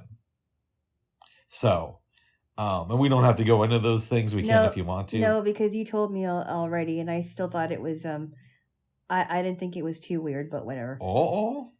Whatever. But he did make it sound like it was even worse than Derry. Yeah. And Derry is pretty bad. Derry's bad. I mean, they live like close to a sewage or what do you call it? A canal. I'm sorry. Mm-hmm. They live like on a canal, and it's just, it's where a lot of people have died. You know what I mean? Yeah. I hear you. Yeah, so it's not, and the people aren't friendly except for maybe one person, and Chaz Frotty. Yeah, and then Chaz had his issues. Yes, he did. But he was also doing a favor. Well, yeah, George, yeah. I forgot who, a lot of people made fun of Chaz, so I don't know. He was doing him a favor. Yeah. Yeah. Well, he was doing a favor to Homeboy's ex-brother-in-law. George Turcotte. Bill Turcotte. Oh, I'm sorry, Bill Turcotte, yeah. Yeah. Bill Turcotte. Yeah. Because Bill Turcotte fought off the boys. Exactly. Yeah. Now, Stephen King has said, I mean, he said it in the afterword of this book, that his wife disagrees with him on this. Mm-hmm. But he thinks that Oswald acted alone, and he's like 98% sure of this, which I just don't get how you I don't think so either, because when you told me about the magic bullet thing, and that was also brought up in JFK, the movie. Yep. And it was explained, I'm like, one bullet couldn't do all the things that it is, that people were claiming it could do. And it didn't lose any mass. Exactly. Yeah, it's like a perfectly intact bullet after going through two people like 12 times or something. Yeah, it's just not possible. It would either have to be 2 bullets each, and it would have to be by more than one person. It couldn't do all those terrible things. And that doesn't mean that Oswald wasn't part of it. I think that there's legitimate reason to believe that Oswald did shoot Kennedy. But there's also good reason to believe that maybe somebody else shot Kennedy from a different angle. I'm kind of thinking it's possibly that George de Mohrenschildt was part of it. That I don't know. I mean, I don't know, because George de Mohrenschildt and Lee Harvey Oswald were both communist radicals. Yeah. I've heard rumors that Sam Giancana ordered the hit on Kennedy. And I remember back in the 90s. Who is it? Sam Giancana. Okay.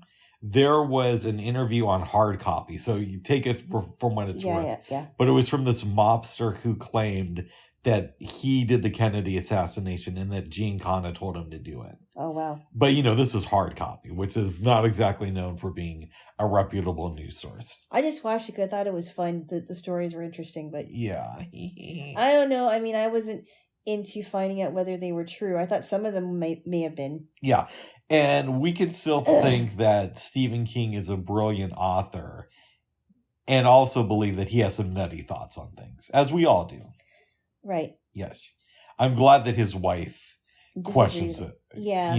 No, I think, I mean, it's possible that Lee Harvey Oswald didn't act alone, but a lot of people were really on edge because of it. Yeah. Because they were being questioned, like how it was in JFK, where I don't know, of course, I don't know about if everything in this movie was actually correct. Right? No, there's definitely some details are embellished, but it's also a movie. It's not presented as a documentary. Yeah, like I don't know about the whole David Ferry thing. That probably was just added in. I don't know about that. Yeah. I know that there was lawsuits. Yeah. In real life, and that he won the lawsuit. Joe Pesci was good in that movie. Yeah. Wait a second. Joe Pesci was David Ferry? Yes. Okay, I'm thinking of the dude that the other homeboy played. Kevin Costner? No, the one that Kevin Costner went after. Famous actor though. He's also there's a lot of famous people in that movie. It's the one he accused of being gay. I can't even remember. Yeah, it's the main lawsuit where he's talking at the end. It was that he was one of David Ferry's friends. Yeah, and that guy in real life also won the lawsuit. Oh, did he? Yeah, it's not just in the movie, but that was interesting though. Joe Pesci playing a gay guy. It's different. But there's a lot more to the Kennedy assassination, and they just released some files on it this week, or like 2 weeks ago. I don't think we're ever going to know what really happened there. What I thought was really interesting because they were giving their testimonies or their stories about said people. Like somebody was giving a story about David Ferry, and when he drank a lot, he would just tell stuff. He would just say stuff. And I thought that was kind of a cool scene when he was like, and he was like rattling things off. Mm-hmm. I thought that was kind of an interesting scene. There's also like a lot of coincidences. In the afterword of 11/22/63, mm-hmm. Stephen King tells a story about how Jack Ruby ended up at the police station that day to shoot Lee Harvey Oswald. And that was interesting. Was that Jack Ruby that he was accusing, or somebody else? No, that was in the afterwards. No. In the movie, I'm trying to think of the guy. Oh, in the movie. Oh, I thought in the movie it's not. Jack. I know. We're getting. I'm kind of going. But that's why I said in the book 11/22/63 in the afterwards. Yeah. Interesting. Yeah, to keep you on track there, Jaylo. Yeah. Yes. So, let me ask you some questions about some of the players in this book. Okay. What are your thoughts on Deke overall? I actually like him. I do too. He's like a grandfatherly guy. I mean, he has his issues and everything, but I think he really cared for George and Sadie, especially Sadie, because I think he felt like she was like another daughter to him. What do you think happened to the version of Deke in the timeline where Sadie dies from Lee Harvey Oswald after George leaves? I think he was very depressed. Yeah. Because he lost his Mimi. He lost Memes. Miss Mimi. And they Mimi just seemed I think she meant well, but she was also kind of domineering. Yeah. But it sounded like he really did love her, and they weren't even married a day and she dies. So he had a big loss there, and then now he lost Sadie, and then he's gonna lose George. How long do you think he lives after this? Not very long. I agree with you. I mean, he's close to 80, so... Yeah, and it was back in the 60s. Yeah, and he, they didn't have good medicines back then. Or maybe they did, I don't know. But he probably died shortly after, because some people die after other loved ones have died before, so... What did you think of the actor the football player, Mike? I liked him a lot. Yeah. I thought he had a lot of potential, and I'm glad he used it. And I think that he needed somebody like George Amberson to really believe in him, because he probably thought, well, I don't want anyone to find out that I was in a play because I'm a football person. But he believed that George could do both things. Yeah. And that he wasn't a sissy if he was in a play, because a lot of men are actors. And then he left to become an actor. He really wanted to learn theater. And I thought Bobby Jill was a good person for him, and I think she was forever grateful to Mr. Amberson. And it's kind of sucks that in the last timeline of the story, like, Mike never got into acting because George wasn't there to teach him. Yeah, and who knows what would have happened to Bobby Jill? Yeah, he doesn't really say. No, he doesn't. It's like maybe he wanted us to come to our own conclusions. I kind of like that. Yeah. Yeah.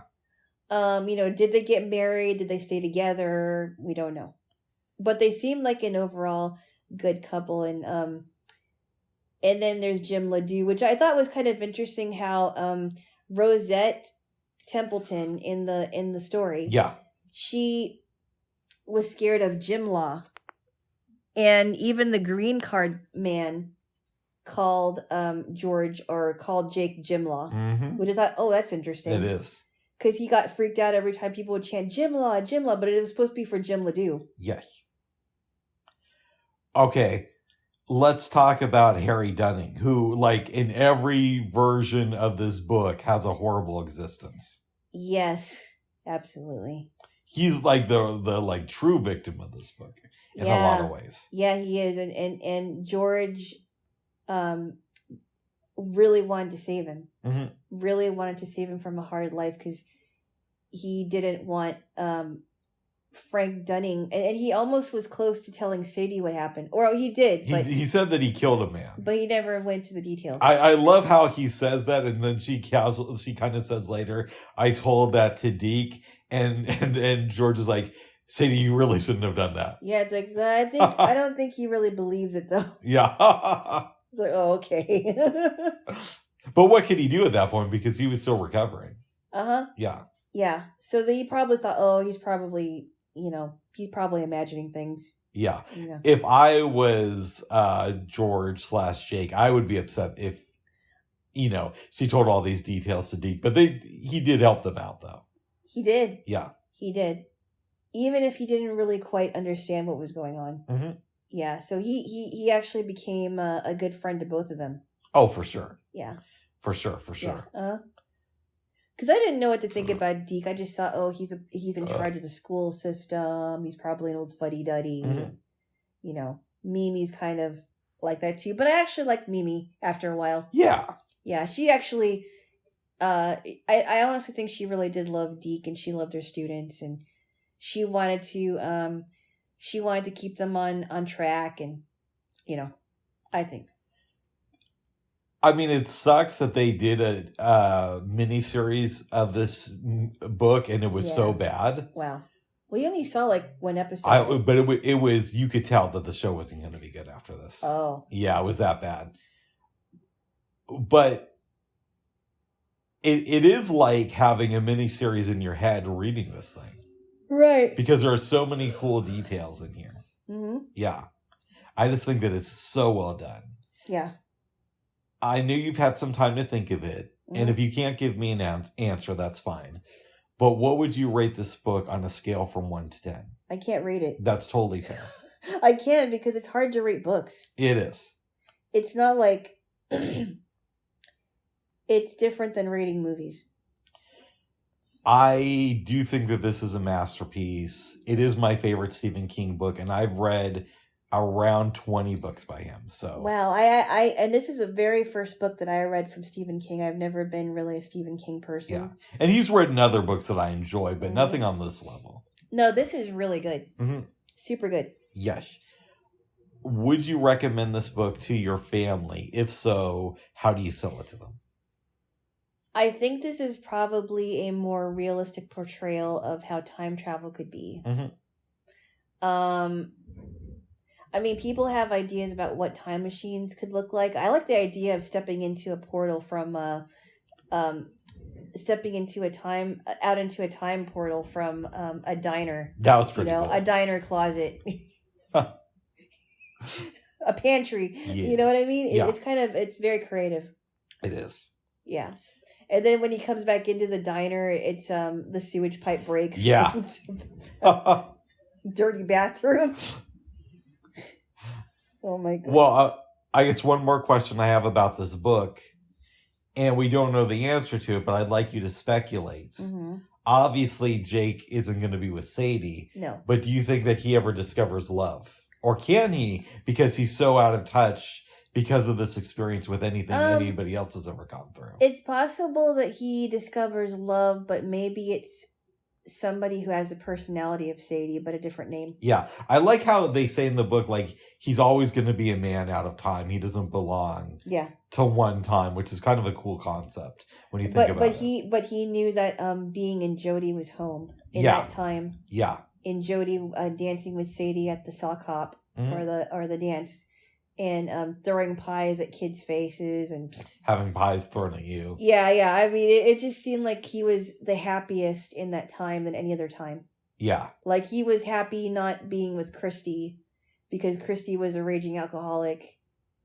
Or yeah, I mean, she was a horrible alcoholic, and she always made excuses, and that's you know, her alcoholism made it so that they did get divorced. Mm-hmm. So yeah, so. There we go. But I thought it was interesting too because there were things about Sadie that reminded him of Christy. Yeah. When it came to alcohol. Yep. Yeah. And did you notice the jump rope girl was named Sadie Van Owen? Yeah. I like that it was so funny because I was thinking, oh, is this like a very predictable thing? Like, oh yeah, my name is Sadie, but it didn't seem that way to me. No, if it was predictable, it would have been like, this is Sadie's like younger cousin or something, or like Sadie's niece. Right. And I'm glad they didn't do that. And then when he found out that her like middle name is Doris, Sadie's middle name, and her first name is Dunning, you think her last name is Dunhill. But there's Dunn. Yeah. Yeah, exactly. Yeah. It didn't seem too on the nose predictable. Yeah. Yeah, and it risked it, but it didn't do it. Right. Yeah. Right, exactly. Great book. Yeah. And I'm very glad you read it. And I'm assuming, but let's check, that you are glad that I recommended it to you. Yeah, I am. Oh, I guess one more question I have for you. Uh-huh. And I always say that, but how did this book compare to what you thought it was going to be when I was telling you about it? Did it? What did you think it was going to be? I wasn't sure how it was going to be because I wasn't sure how they were going to connect I didn't know. I thought it was just about one story, which was about John F. Kennedy's assassination, but it was a bunch of stories rolled into one story. Yeah, in a lot of ways, it's just like the assassination is the excuse to get you into the book. It definitely did. It pulled me in. Yeah, but it's not really about the assassin. It is, but it's not really. And I'm glad it wasn't just based on the assassination. I'm glad there was like, you know, Carolyn Powlin and Andrew Cullum and Sadie, you know, Harry Dunning and Sadie Dunhill. And, you know, there were people that were in it that were a part of this interwoven story. And you feel like you know these people after reading this book, which is really hard to do. What I'm thinking is like, what if there's a person that has, you know, kind of the personality of Jake and a girl that has a personality of Sadie? Could we ever meet someone like that? Probably. Yeah. Yeah, it's almost like, you know, the boy and the girl next door. Exactly. Yeah. Exactly.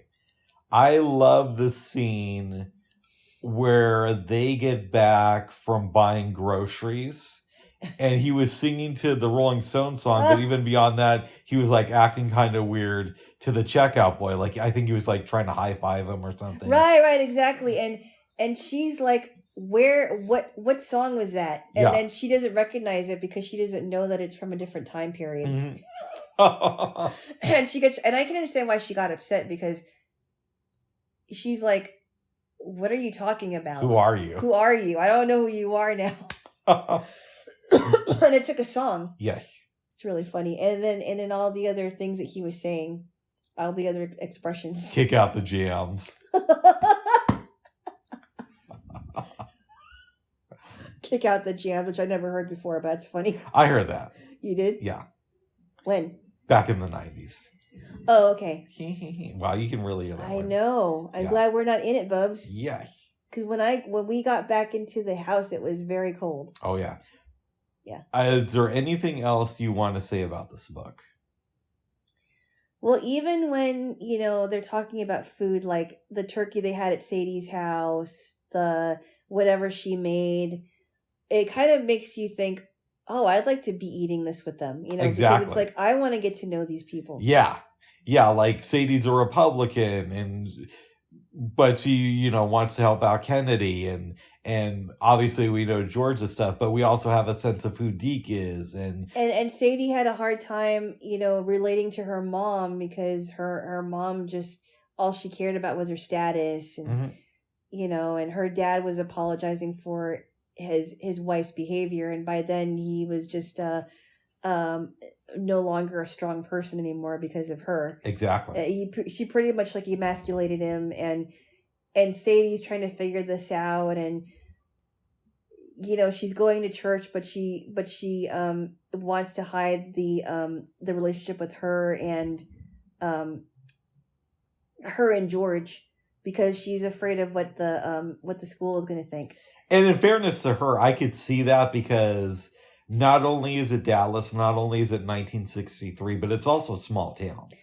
Everybody knows everybody, and people never talked about, what other people did in private like that.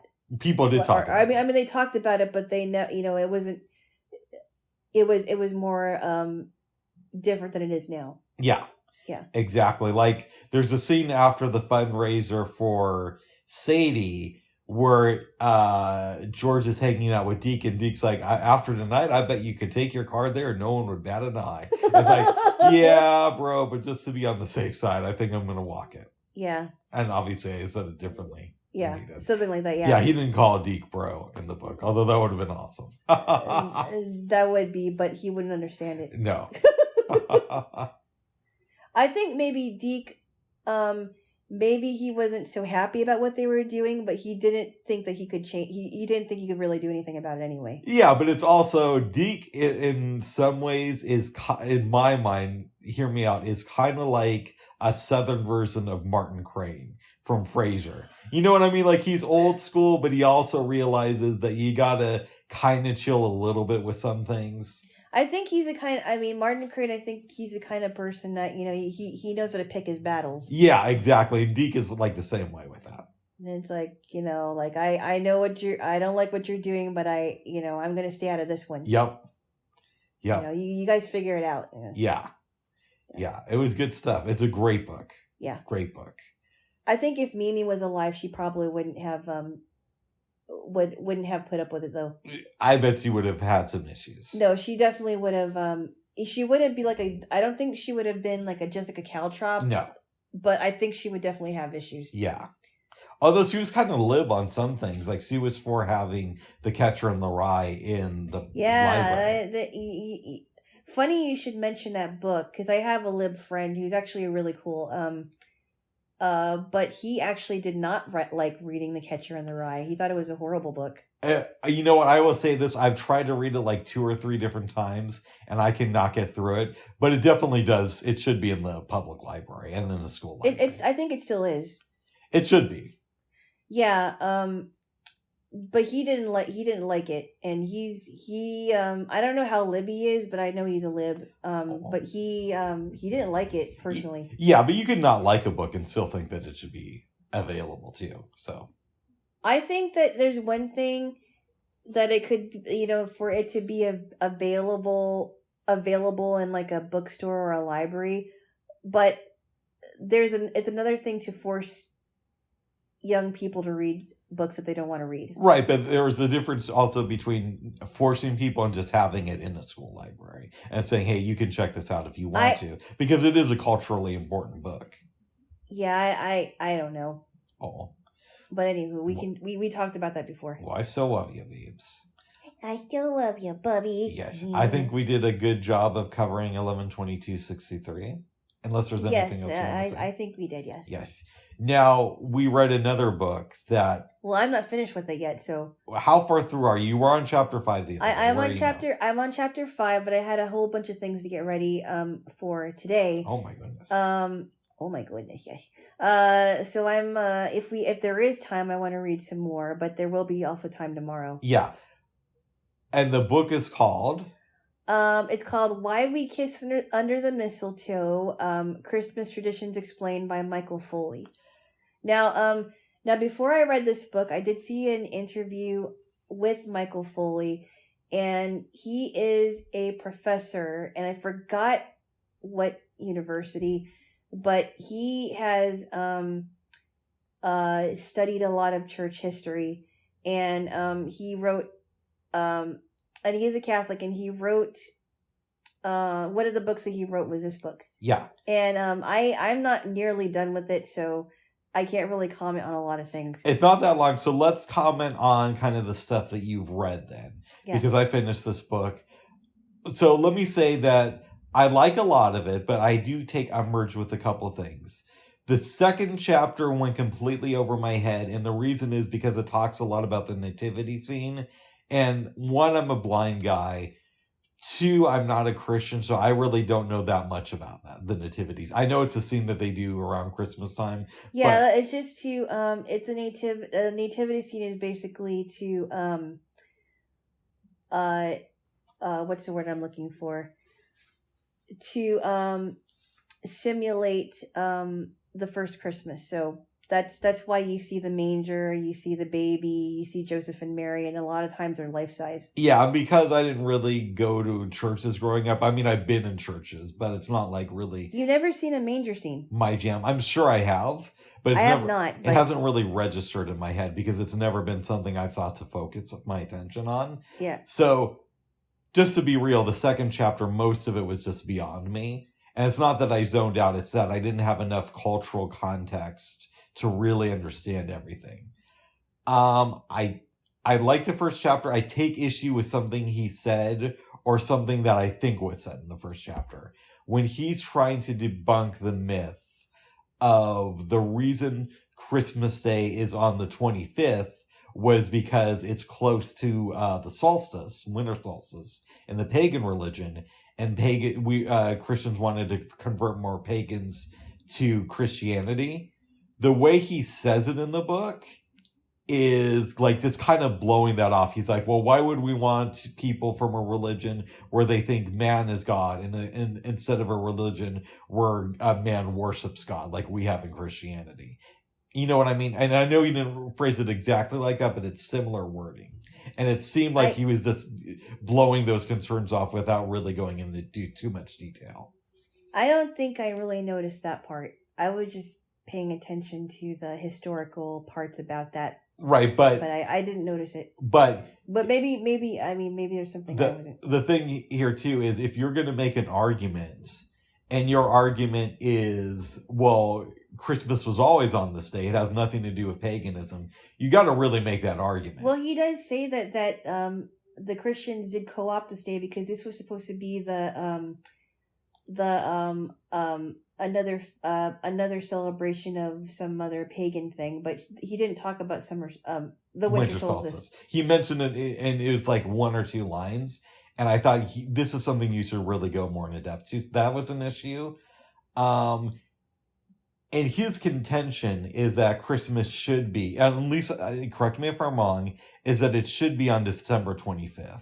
No. Okay. He was talking about what people thought, how people came up with, or how people thought of when Jesus' real birthday was. And some people thought it was on the 25th, but other people thought it was on April 6th. So it's a debate. It's an ongoing debate, and we really don't know when it was.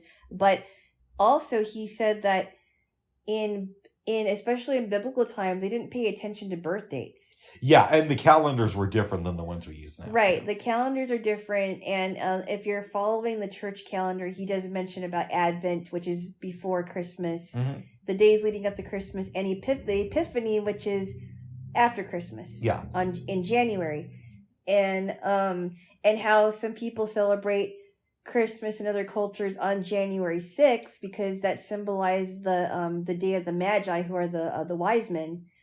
But some people, like here in America, celebrate Christmas on the 25th. But basically what he was saying is that people have ideas of when his birthday was. Okay, and I liked, and it comes up later on than where you are in the book about when he's talking about how people have celebrated it a little bit through history, but more in different countries. That stuff's interesting to me. The other big issue I take with the book, and you might not like this, but it is an issue, is when he's talking about Santa Claus, and he devotes a couple chapters to Santa. He never once brings up Amanita muscaria. He never once does. What is that? That's the mushroom that they took the design for Santa Claus's uniform from. Oh, I don't know. Well, I know that he said that the Santa Claus in America is not the same as what, obviously not the same as what Saint Nicholas of Myra is supposed to look like. So it's been changed over time, and it's been popularized by Thomas Nast, who was this cartoonist. Yeah. But he tries to make it seem like it's just based on the Coca-Cola costume or the Coca-Cola thing. Yeah, because they had the Santa packs. Right. But he doesn't trace the origin. He never once brings up Amanita Mascara in the book. And I think that he does himself a little bit of a disservice because even if that's not the case, this would be a good chance for you to disprove it. Well, maybe he's going about it in a different perspective because he is a Catholic, but he's also a church historian. So he's going...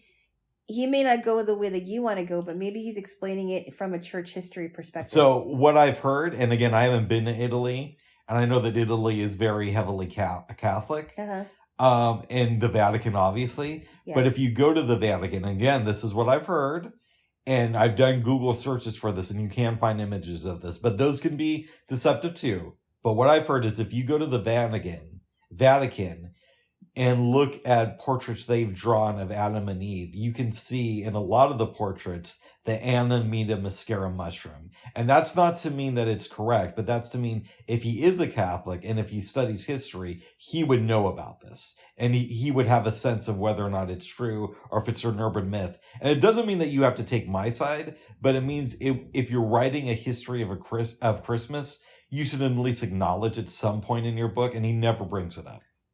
Oh, okay. And I think that's a disservice. And I didn't know about that mushroom thing. So I had no idea what you were talking about when you talked about that. Yeah. Is that supposed to be like a red uniform? It's like a red and white mushroom that has psychedelic properties in it. That's probably why he didn't mention it. I don't know. Right, or maybe he didn't even know about it. He can mention it to disprove it. And again, if you're Catholic and you're a historian, and if it features heavily in Catholic drawings, then you would think that he would know about it. But maybe he just didn't look into that. I don't know. Yeah. I mean, like I said, he's coming at this from a different perspective. That's true. But you would think that you would want to disprove it if you don't. Oh, my goodness. At least mention it, is what I'm trying to say. But then he probably would have done like he did with the pagans, with like, some people think Amanita Mascara is involved with Christmas. It's not. Moving on. So the other thing in the book that I'm sure there's an explanation, but he didn't do a good job of explaining it. When he's talking about St. Nicholas, the guy who is the basis for Santa Claus. Yeah. I guess the myth or the story where it comes from is St. Nicholas knew of a man who was so broke that he might have to sell his daughters into slavery.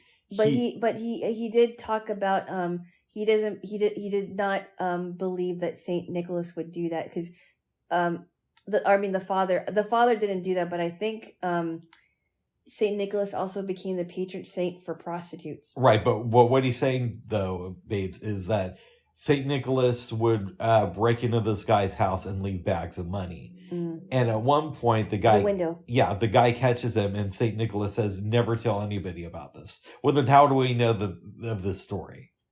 And so, and obviously things get mixed up, and there's truth in fiction, and so somebody could have made up this story too, and there could be truth in it. But I would have liked a better explanation of how we know the story. Can I talk about something I did like about the book? Yeah, no, there's things I enjoyed about it. There's a part of the book where he's talking about the tradition of plum puddings, and I think I don't know if he talks more about figgy puddings because they're figs are plums. Figgy. Anyway, but I grabbed you when I said figgy. Figgy. You got my ear and my nose. Figgy, Jaylo. Keep going, Jaylo, figgy. Oh my goodness! But he was saying that what the Catholics would do before Christmas. The Sunday before Christmas is they would call that Stirrup Sunday, and that would be the time where they would make their puddings. And I think it took about a week or two to make a plum pudding, and it only involved 13 ingredients like currants and raisins, and which actually sounds interesting. I've never tried a currant before. Yeah. But there were some things in America that were not available for the pudding, so one of the ingredients that would be used in America was butter. But I was thinking, wait a minute, figs, plums are only really, I'm sorry, like figs and plums are really good in the summertime, so I wonder how they would preserve them. You could do that. To make a winter pudding. You could do that. Really? Yeah. How would you do that? Well, like, I'm thinking you'd probably Like you do like a jarring thing, right? The way you Like how the way you would jar jam? Yeah, exactly. Ah. I mean, that's my assumption. Maybe. Yes. Yeah, to make sure that they preserve that. So that's interesting. Yes. I've never tried a plum pudding, or I guess it's also called figgy pudding. It might sound yummy. I don't know. It does sound pretty good. It does. Yeah. So it's an interesting book. I don't agree with everything. I think he leaves some things out that I think would help the book more if they were in there. But it's enjoyable. Oh, good. Yeah. It's a fun holiday book to read. Yes, it is. Yes, it is. So I made a mistake last night. What's that? Oh, really? Well, don't get too used to this. Oh, my goodness. Sometimes you will. We were talking about movies to watch this weekend, and I forgot we talked about Everything Everywhere All at Once. Yeah. So I would like to submit to you that maybe we watch that movie next weekend. Yeah, we can do that. Nice. Yeah, I'm totally okay with it. Nice. And I didn't even realize that until today. But I'm like, that's a movie I forgot to bring up. I didn't even think about that either. Yes. Did you put it on next week's list, I will. Okay. I will. I will. Yes. I will. Yes. And I think because we want to eat a lot then, maybe we just have bread and water this weekend. No, I'm just having fun. We are still going to have a lot of food, whether we get a ham or exercise or not. No, I'm just joking with you. Bubbles. I'm just having fun, babes. Oh my goodness. I thought we were over that. No, that was a joke, babes. Okay. Yes. No. Cute noise. I love you there, Jaylo. I'm just really happy that you got here safely because I was just worried. I was really worried earlier, and I didn't know how this day was gonna go, and I was afraid you're gonna call me and you're gonna say, babes, I have to come over tomorrow. Well, yeah. If I didn't come over today, it would be until Saturday. Yeah. Because they say that the freezing rain is going to be going on through tomorrow. Tonight through tomorrow. Right. But that's why I wanted to get over this morning. Okay. And I did. And you did. Yeah, we could spend the holidays together. Oh, babes. Yeah. What? You watched a movie this week without me. It's a new Lindsay Lohan Netflix Christmas film. Yes. Called Lindsay Lohan on Jesus. No. It's called Falling for Christmas. Oh. Falling for Christmas. Yes. That sounds. I mean, I'm for. Okay, all right. Tell me about this one. Would you stop with your cracks? All right, sorry. I said sorry. Woman. All right, tell me about Falling for Christmas. So, it is a Christmas rom-com. I didn't think. So I heard an interview with the guy who produced some movies. His name is Michael Damian, who was a young actor on The Young and the Restless, which I did not watch. So I didn't know who this guy was. And he also wrote and sang the theme song for the movie. So it's not as predictable as I thought it was going to be. The only predictable part was the ending. Okay. But everything else wasn't that predictable. Too much. Okay, so there was a young heiress. Her name was Sierra Mist. No, not Sierra Mist. Sorry. Yummy soda though. Yes. Her name was Sierra Belmont. And Sierra Belmont was the daughter of the guy who owned Belmont. I think it's called Belmont Lodge. It's a ski lodge. So there's a lot of skiing in this movie, which is kind of interesting. It kind of makes me think about skiing in the near future. Yeah. Anyway, so he owns a ski lodge, and she's dating this British influencer named Tad Fairchild. And so Sierra Belmont, I'm assuming, is played by Lindsay Lohan. Correct. Okay. Yes, correct. And I forgot who played her dad, but his name is Beauregard. Nice. And the guy who played Chad Fairchild sounds like a dude who has a ton of money. Yeah, he's played by an actor named George Young. Have you heard of him? I've heard the name. I don't know his name. He kind of reminded me of like a younger Rupert Everett, except he wasn't a gay guy. Oh, okay. Sort of. Yeah. Anyway, so he's an influencer, so he keeps on making selfies, right? And recording things about himself, blah blah blah. Yeah. Anyway, she is like, she's lavish with clothes, and she has maids and people just waiting on her because she's the heiress to the Belmont fortune. And so that's going on. And then Jake Russell, I forgot who's played. He is a guy that owns North Star Lodge with his family, because his wife, who has since passed away, her family owns that lodge, and he took over it.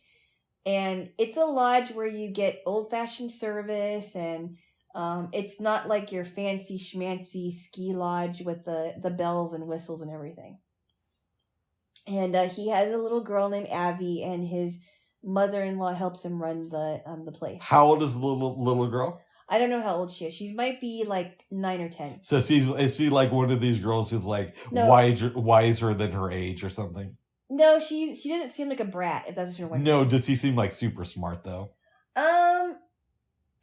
She seems smart, but she doesn't seem like she's like DAC smart, if you know what I mean. Okay, gotcha. Right. Does that make sense? Yeah. She's like, it's like Jake on DS9 versus like Wesley from Star Trek The Next Generation. Wesley is almost like this messiah type dude. No. She's not a genius or anything, but she is a nice little girl who she doesn't have a whole lot, but she's a nice little girl. She has a lot though, because her dad owns a ski lodge. Yeah, but I mean, it's not like how it's not how Belmont Lodge is when they have all the cooler modern stuff. Gotcha. Yeah. So they actually, they have things that are breaking down and whatnot. Nice. But, she's got her dad, she's got her grandma, she's a happy little girl. Yeah. She gets everything she needs.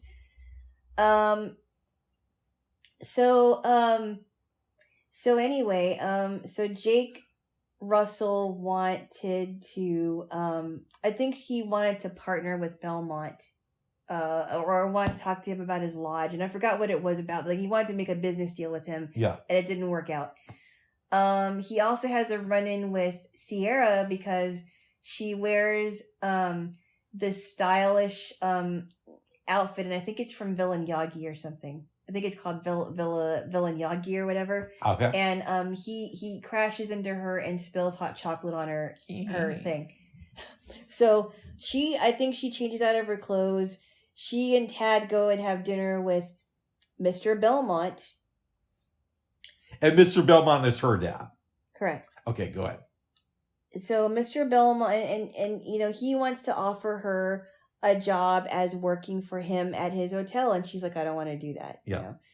And so she introduces him to Tad, and already he already doesn't like him. He's like, oh yeah, Tad's an influencer, and he's probably thinking, yeah, she's way above him. Yeah. Okay. So things happen. I won't give too much away, but she and Tad go skiing on this mountain, and something happens to where she falls backwards from the cliff and hits her head on this tree. Okay. Tad also falls and runs into a tree, but she loses her memory. So we're talking now like 20 minutes into the movie or what? Maybe like a good half hour into it. Gotcha. Okay. So she loses her memory. And by the way, this movie was audio described. Nice. By a very good describer. Yes. She loses her memory. Tad loses his... Tad does not lose his memory, but he wakes up by himself because Jake finds Sierra and takes her back to his lodge. And she can't remember who she is. She doesn't remember what her name was. She doesn't remember how she got there. Can she speak, or is he communicating in grunts? She can speak. Okay, good. She doesn't remember anything about her childhood, but she thinks she remembers about her stuff about her mom. Okay. And she doesn't... It's pretty clear that she doesn't know how to do things like make her own bed, but she doesn't know why. And she doesn't know how to she doesn't know how to do laundry, and she covers a whole washing machine in suds and so on and so forth. But she makes friends with Abby. Abby is the little girl. Yes. Okay. Abby's a little girl, and they form a friendship, and she also makes friends with the mom Alejandra, the grandma, I mean, Yeah. Alejandra. I think his wife might have been Hispanic or something. Oh. She's a nice lady. Okay, go ahead. Alejandra's a very nice lady. And by this time, his wife died 2 years ago. Yeah. And her mom died when she was about 5. Abby's mom died. No.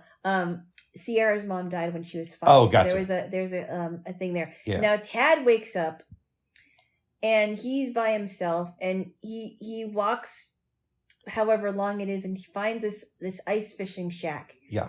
And decides, oh, I think this is where I'm going to stay. And he meets this guy Ralph, and Ralph takes care of the guy. He gives him coffee. He makes sure that he's well fed. And they end up hiking the next day, and Ralph gives him, like, I guess Tad's a vegan, and so is Sierra, or she was anyway. So I got a question for you. If this, and I haven't seen this movie. Yeah. But if they have this crash near the lodge and Tad didn't lose his memory, why doesn't he just go back to the lodge?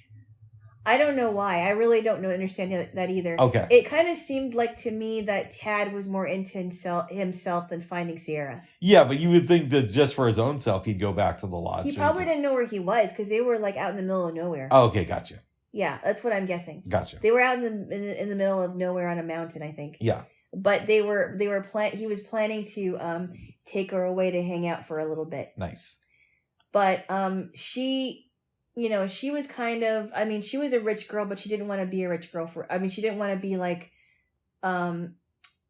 Paris Hilton type. She wanted to be normal.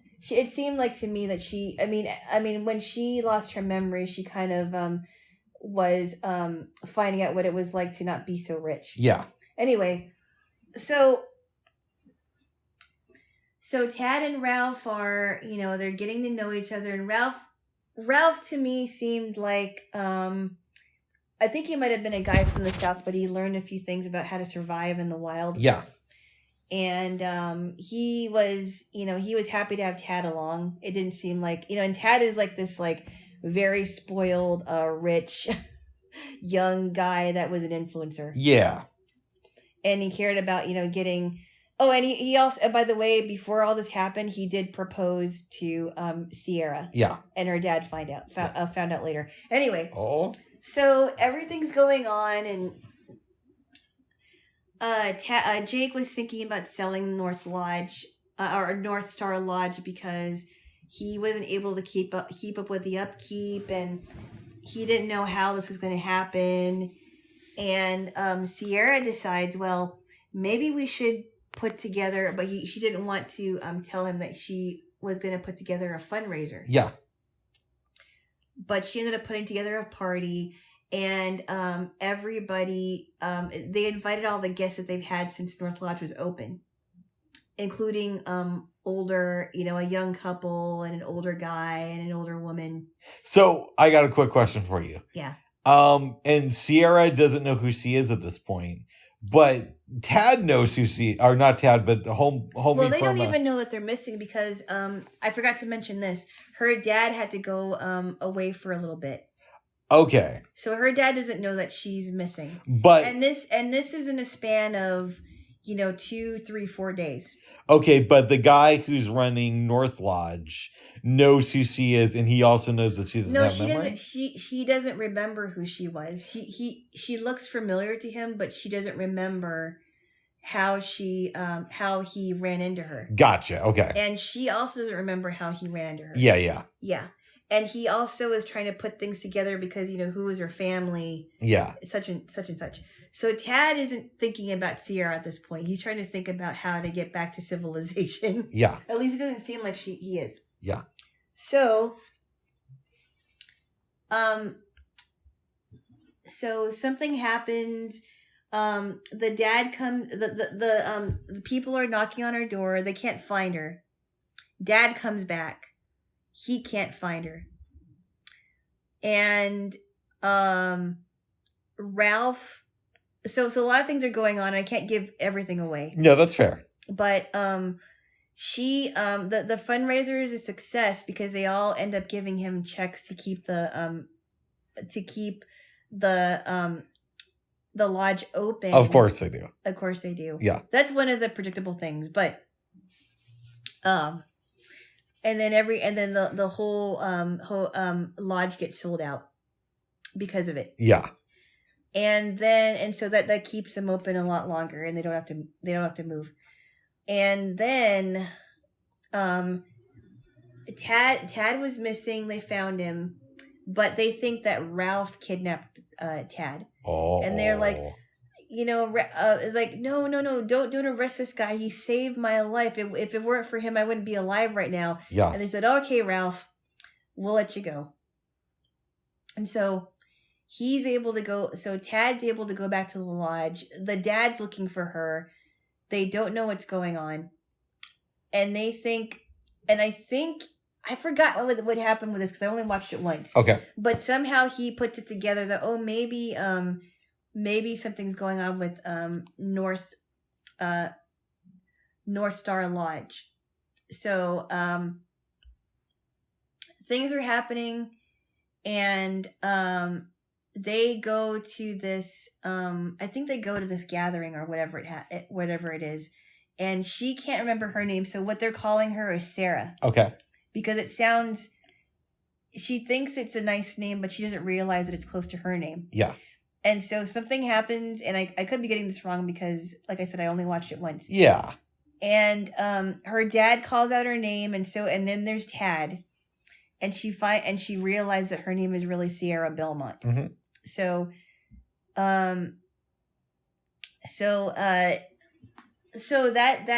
she goes back to the lodge, and they are getting ready for a press conference.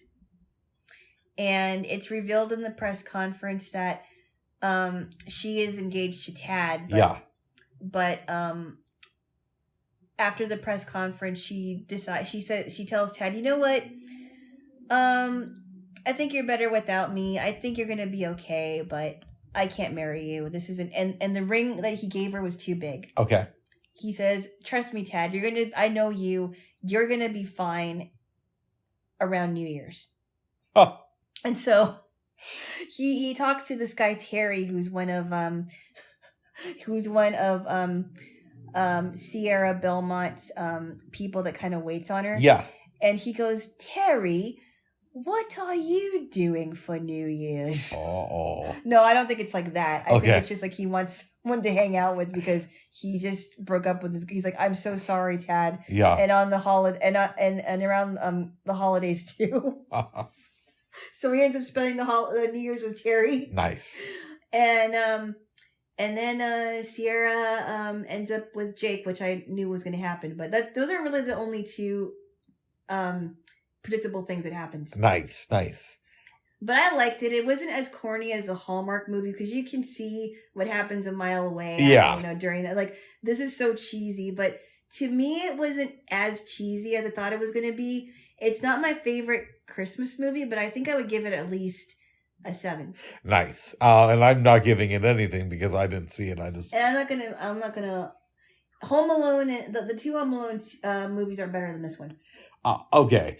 Well, I mean, the question that comes to my mind, and literally, what do I know in this situation? Because I haven't even watched the movie. Yeah. Is when they rescue her from her accident, why don't they take her to a doctor?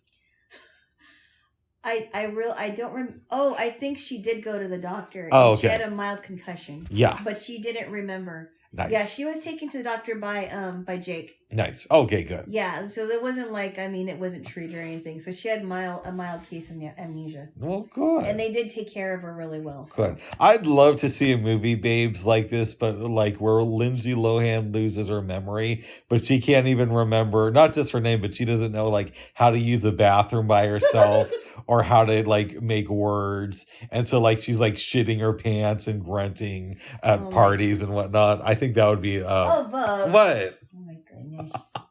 Bub. That'd be a more realistic I version. have to say, after years of her like really on the downward spiral, yeah, it seems like to me, in my opinion, because I've seen her in family type movies like the Parent Trap movies, right? Mm-hmm. It seemed like she was coming back from all of that. Oh, that's good. Like it really did seem like she was coming back from all of the horrible things that she was going through. Well, good for her then. I mean, she Yeah. deserves to. I mean, do any of us deserve to be happy?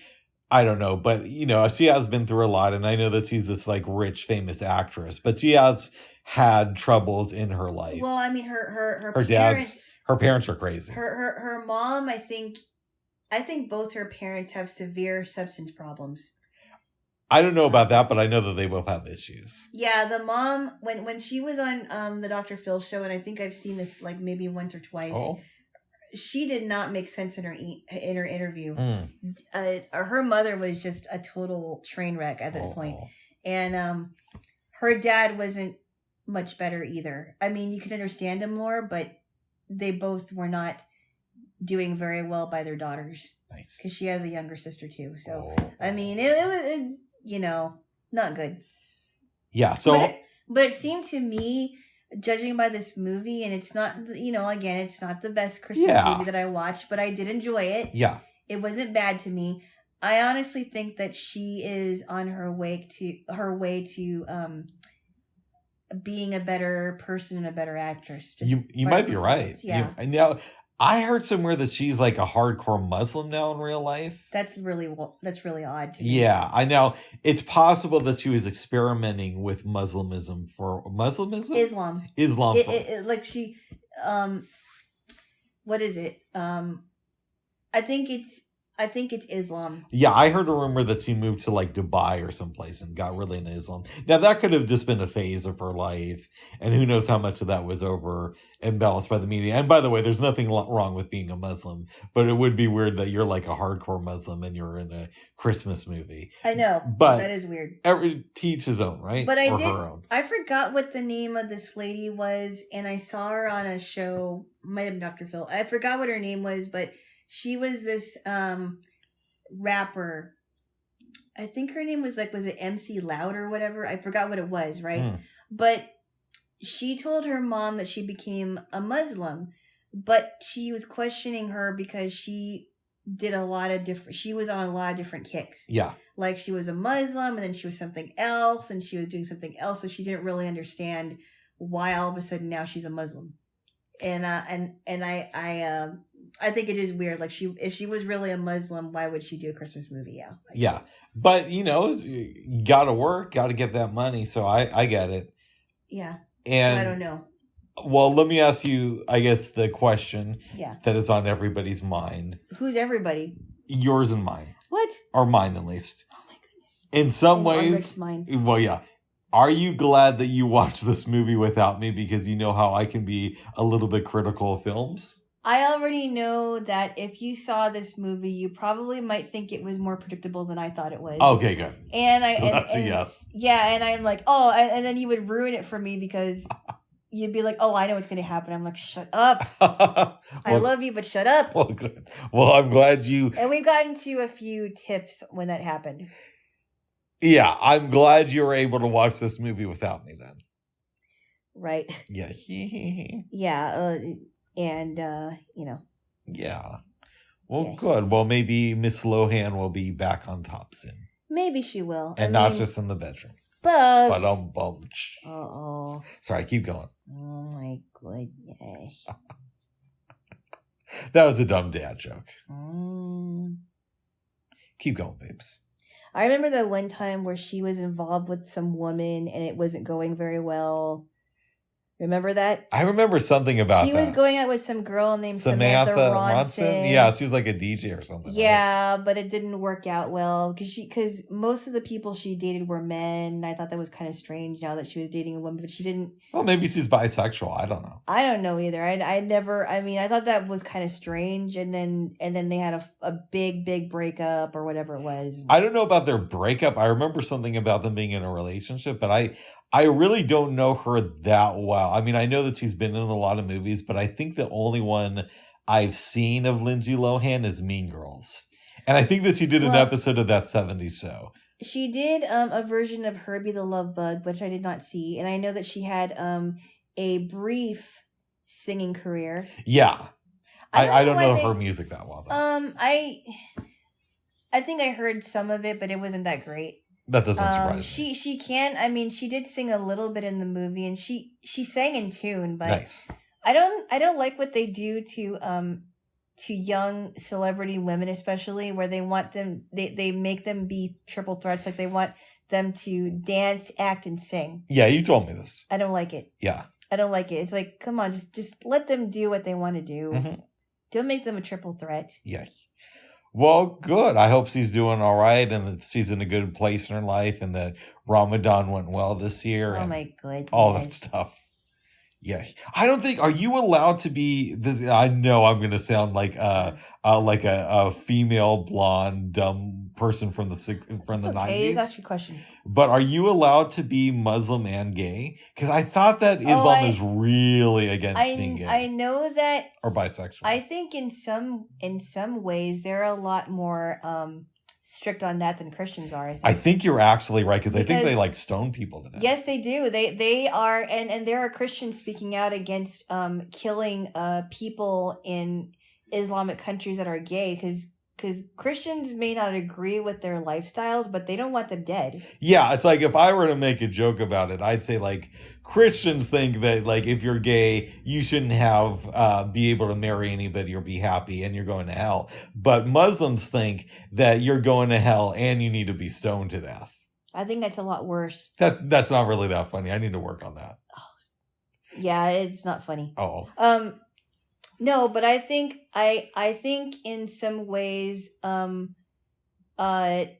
if you're a Muslim and you are in a same-sex relationship, you're a lot worse off than if you if the Christian community found out, because at least they know about at least they can they don't want them dead even if they don't agree with what they're doing. Well, that's good. Yeah. But in other countries, people have been speaking out about killing them. Yeah, it's not right. Yeah, it's complicated stuff. I mean, I say believe whatever you want to believe. I mean, my ex's parents. This is, and I'm not going to say who this is. Oh. But my ex told me that his parents didn't just not like gay people, but they actually thought that they should die. And I thought that was just a horrible thing. And they were Muslims? No, they weren't. Okay. I don't even know what they were. It sounded to me like they were, to me, in my own way, I didn't think they were very godly people anyway. I mean, they were, they had racial beliefs about him dating other girls outside of his race. Oh, yeah. So I don't know. I mean, he didn't really give me a lot of good things to say about his parents' beliefs, even though he loved both of his parents, but he wanted to get away from what they believed in, even though he had this weird thing about black men. Oh yeah, you told me about that. He didn't like black guys. He liked black girls if he could date them. He liked dating black girls and dating other girls, especially Asian girls, but he didn't. I didn't understand that either. I was just like, this is really insane to me. Yeah, it's like, this be cool, bro. It's all good. I think most Americans know that you're not endangered if you're in a room alone with a black man. They're not going to hurt you.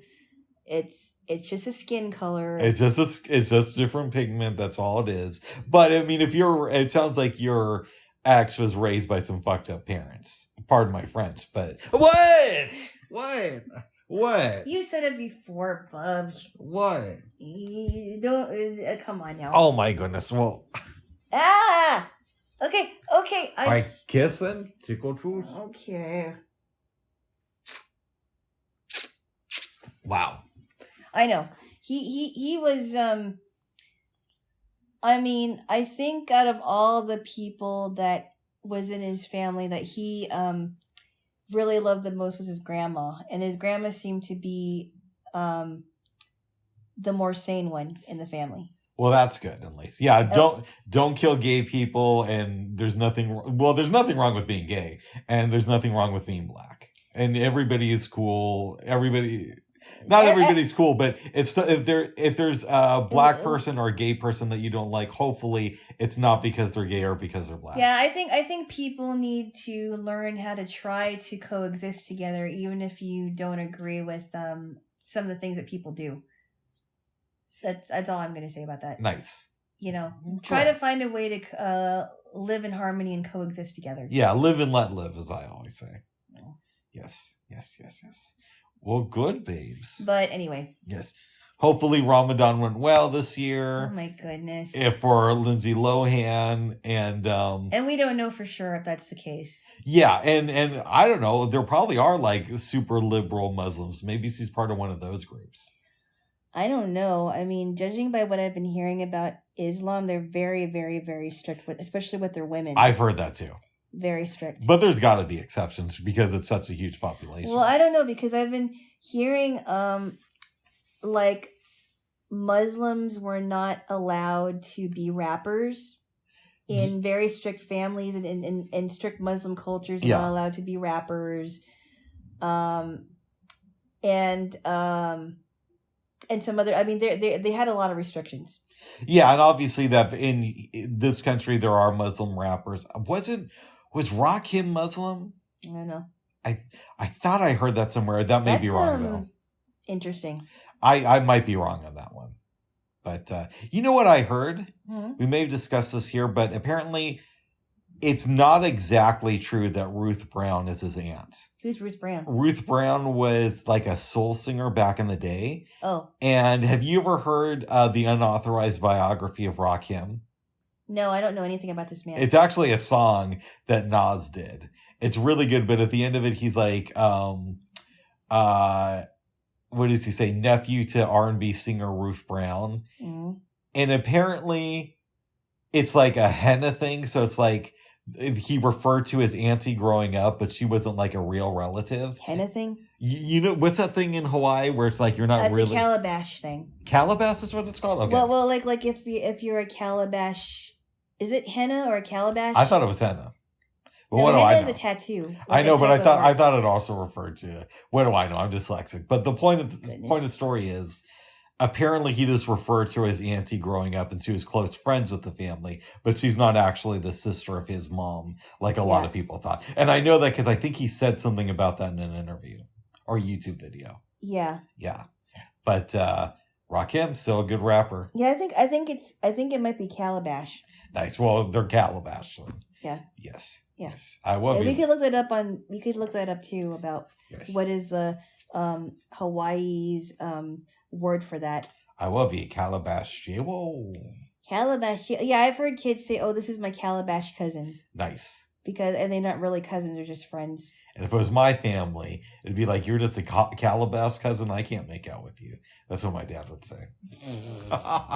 No, I think he would say, "You're my cousin. Come on, let's do this. Let's have some fun." Oh my goodness, that's gross. Well, thank you.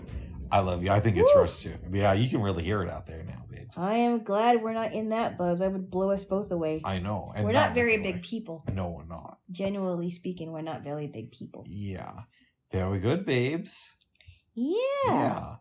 I'm just curious how long. Okay, we're at like almost 2:30. Good grief. Almost like 2 hours and 30 minutes. Yeah. Did you have any dreams over the last couple of days? Because I had a weird one. Let me think. Did I? I thought you had one last night. Last night? Or maybe I'm remembering that wrong. What was it about? I'm trying to remember. I don't remember. And I wasn't really allowed to record fully this morning. I forgot. I think I did, but I can't remember what it was. Oh, I had a weird dream last night. Yeah, go ahead. I am in high school in the dream, and my mom moves us to Arizona. And I become friends with somebody who is around the same age I am now. So it's a little bit weird. And this is a guy, and I decide to spend the night at his house. Wake up the next morning, his house is ransacked, and he was murdered by his girlfriend while I was asleep. Wow. I'm supposed to go to school. I call my mom and I'm freaking out about this. And she's just like, "Oh, honey, if his girlfriend didn't kill you last night, you're probably safe." You can contact the cops later. Oh my goodness. And I hung up the phone, think to myself, that's really fucked up, and what my mom just said to me. And then I woke up. And judging by what you told me, it sounds like something she would say. Right? I know. I was having a conversation with my sister the other day, and my sister kind of thinks that we should be more lenient with how we look at Kanye West. I don't know. I mean, I think I'm beginning to think that you might be right about this guy. Cause, I mean, I didn't think so before, but now that I actually was hearing about it, because I didn't want to believe it, right? And I'm like, okay, this guy should not even be saying some anti-Semite garbage like that. Yeah, and I didn't want to believe it either, believe me. But this is just too much. Yeah, but my sister's point was, okay, but he's clearly mentally insane. And she's like, if we had, could you imagine how crazy our mom would have been if we had given her a public forum? You know, which there is some truth to that, but at the same time. Yeah, there is, because you told me about that. I thought that was really odd. Ye knows, or Kanye, or whatever he's calling himself today, knows to take his medication, and he's choosing not to. Yeah, I even think even Donald Trump said that he shouldn't be saying stuff like that either. He actually came out and said, this is really weird. Yeah, you know you're crazy if Donald Trump makes you look normal. Well, Donald Trump is normal compared to him. Uh-oh. I mean, judging by what I honestly think he wants to be a mentor to this guy. I do not believe in my heart of hearts that Kanye West will be able to run for president. No, there's no way that's happening. Because he tried to do that before in 2020, and it didn't happen. I mean, he could run, but there's no way he's getting elected. I don't believe that either. No. And I wouldn't vote for him anyway. Well, good. No, I couldn't vote for someone who clearly has some, and you know, it was even strange too. Tell when me. I heard a clip of him saying that he supported the Nazis, or he has love for the Nazis. Yep. I'm like, you're nuts. And they said there's a lot of things I love about Hitler. That's what he said. I'm like, you're okay. I don't know if he's saying this for attention, but this is really crazy even for him.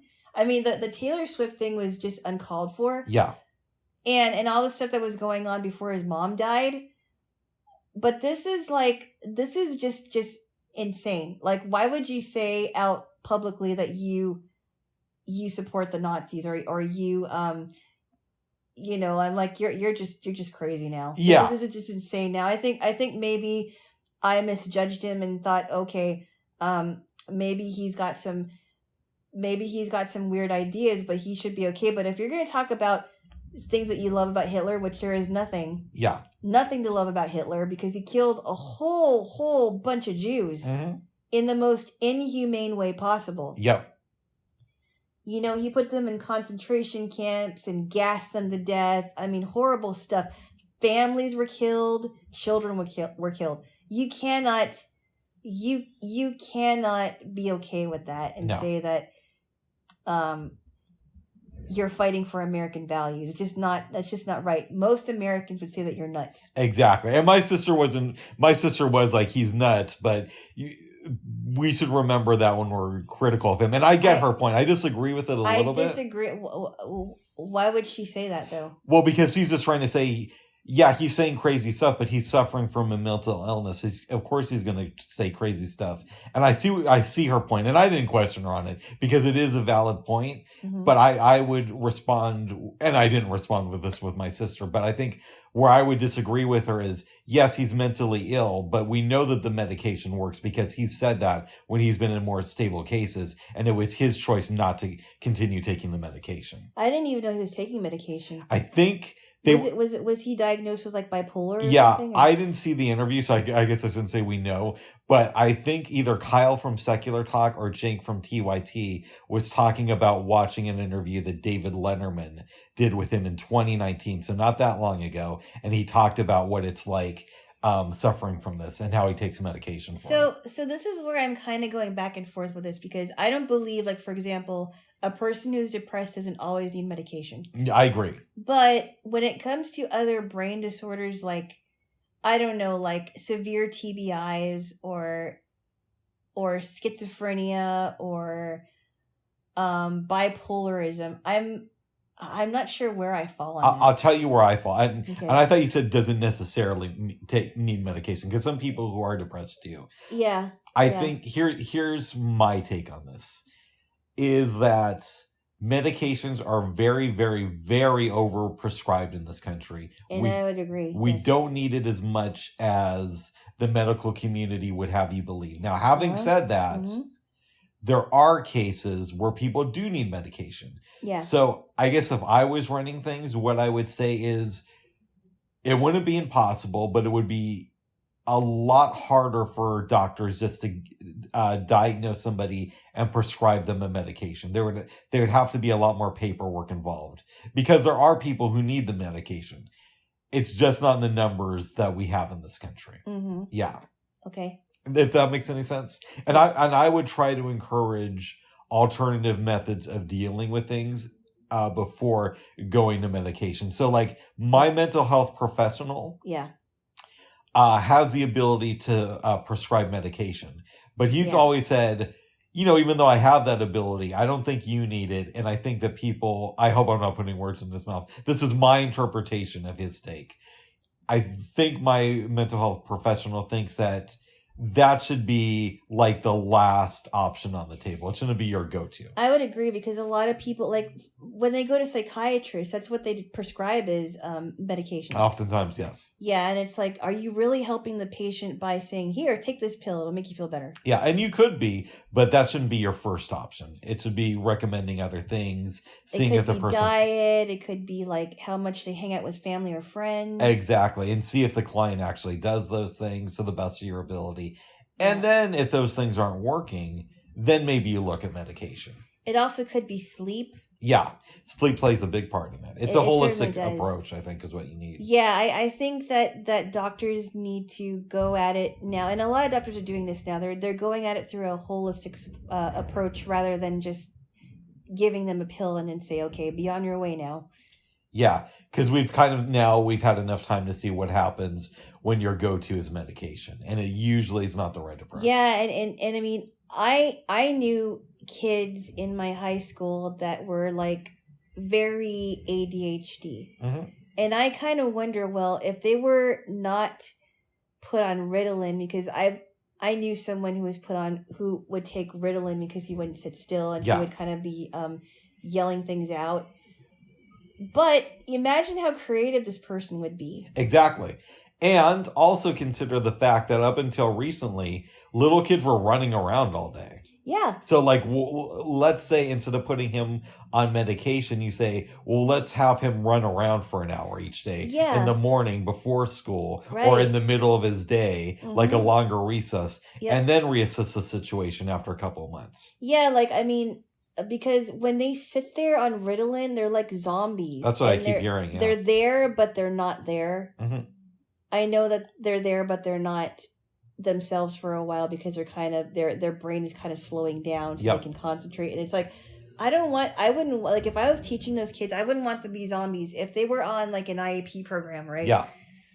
I would say, okay, I'm going to let you run around for about 20 to 30 minutes on the playground or whatever it is,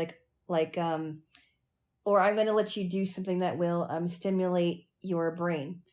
Whether it's like something with your hands, like arts and craft or something. And I'm going to have you do that because I know it's going to help you, but you're going to have an individualized plan for that. Exactly. And it won't be for everybody else because your condition is different.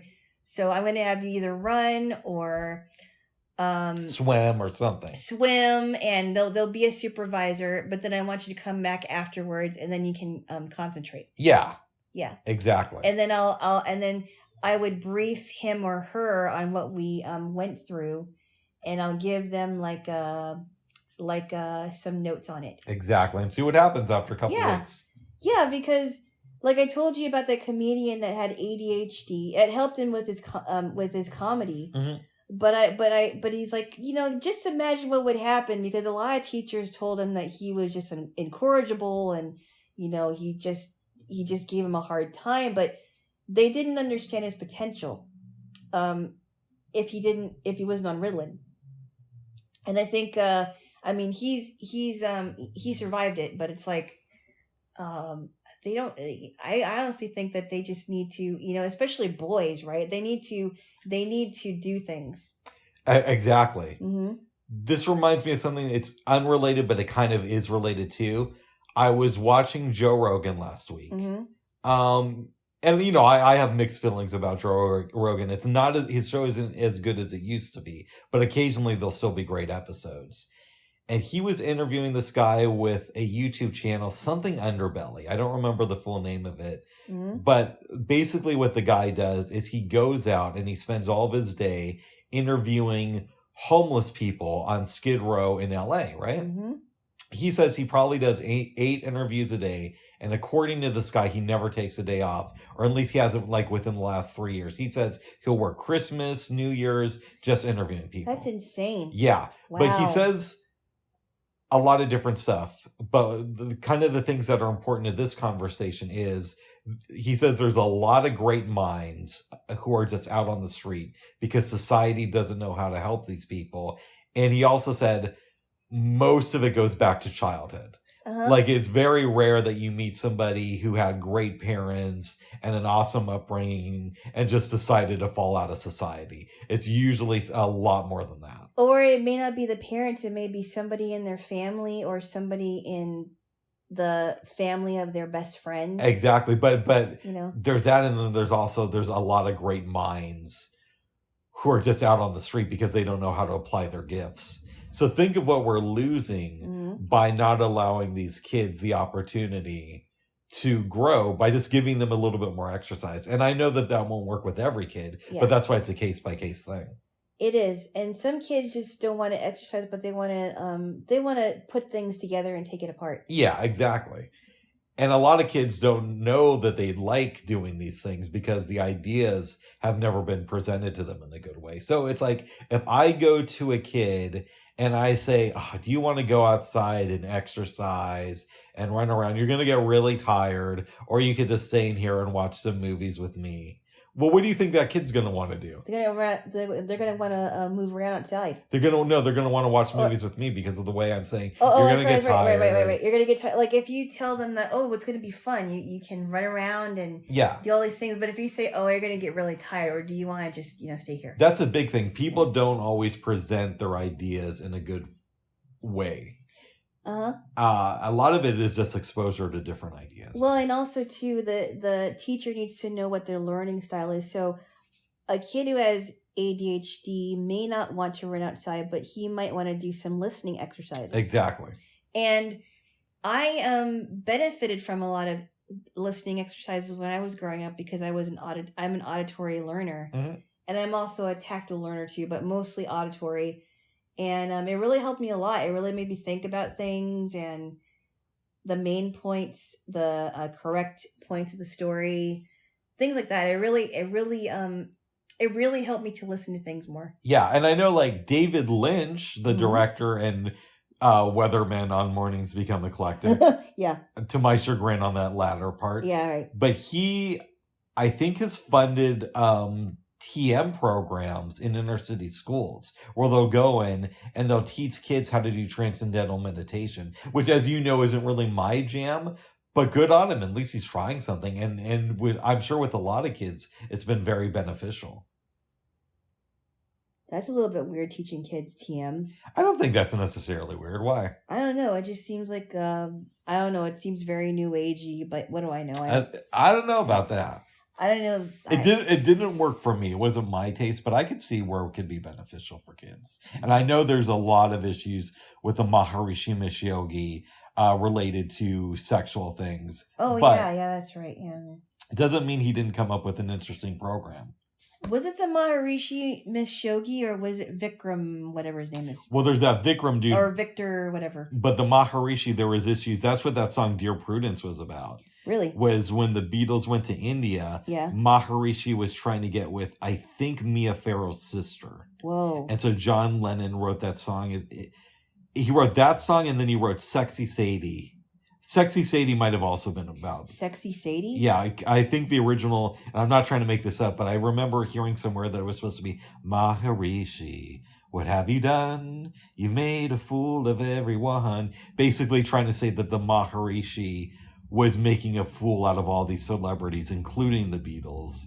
And they changed the lyrics to Sexy Sadie. So it would have more of an appeal. Oh, wow. Yeah. Okay, that's interesting. But, who knows if those stories are true. But I've heard mixed things about the Maharishi as a person.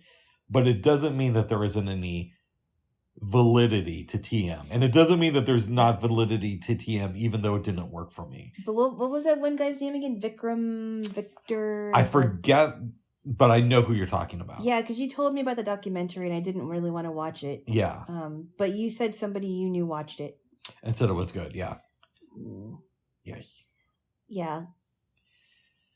Interesting stuff there, Jaylo. It is interesting stuff. Yeah. Well, babes, what are you thinking? Do you want to do a reading now? I know we had talked about Ken Burns. Well, I don't... Or do you want to do that stuff tomorrow? I'm thinking tomorrow because it was kind of a weird day. Yeah. I'm kind of thinking we should start baking one of the things. Oh, yeah, that's a good idea. Because we're going to make cookies and it's past 3 now. It is past 3:01 was. But yeah, we could do cookies because I put them in your fridge. Yes. We might want to add a little bit of... Oh, I didn't tell you what happened last night. What happened? Nothing huge. I think I finished the cocoa because I couldn't find any. So I must have finished it. So I didn't add any of it to the mix, only because of that. And I actually almost called you about it, but then I'm like, nah, it's getting a little bit later. I personally think we don't need the cocoa, to be honest. Yeah, we could just add the chocolate chips and the M&M's. M&M's. Yeah. That could work. Yeah. Yeah. M&M's.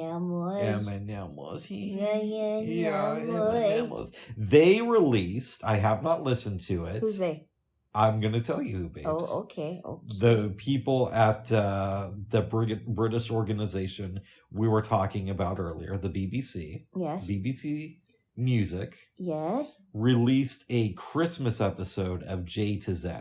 Really? Yeah, we don't have to listen to that though because why? You hate Christmas. Yes, I don't. You almost said yes. Yes, I do. No, I don't. I love it. That's like my favorite holiday. We could listen to that when we're making the cookies if you want. I think that would be fun. And I think Craig Charles did a Christmas episode last week, but maybe we'll listen to that one like later on this weekend. Very good. Yeah.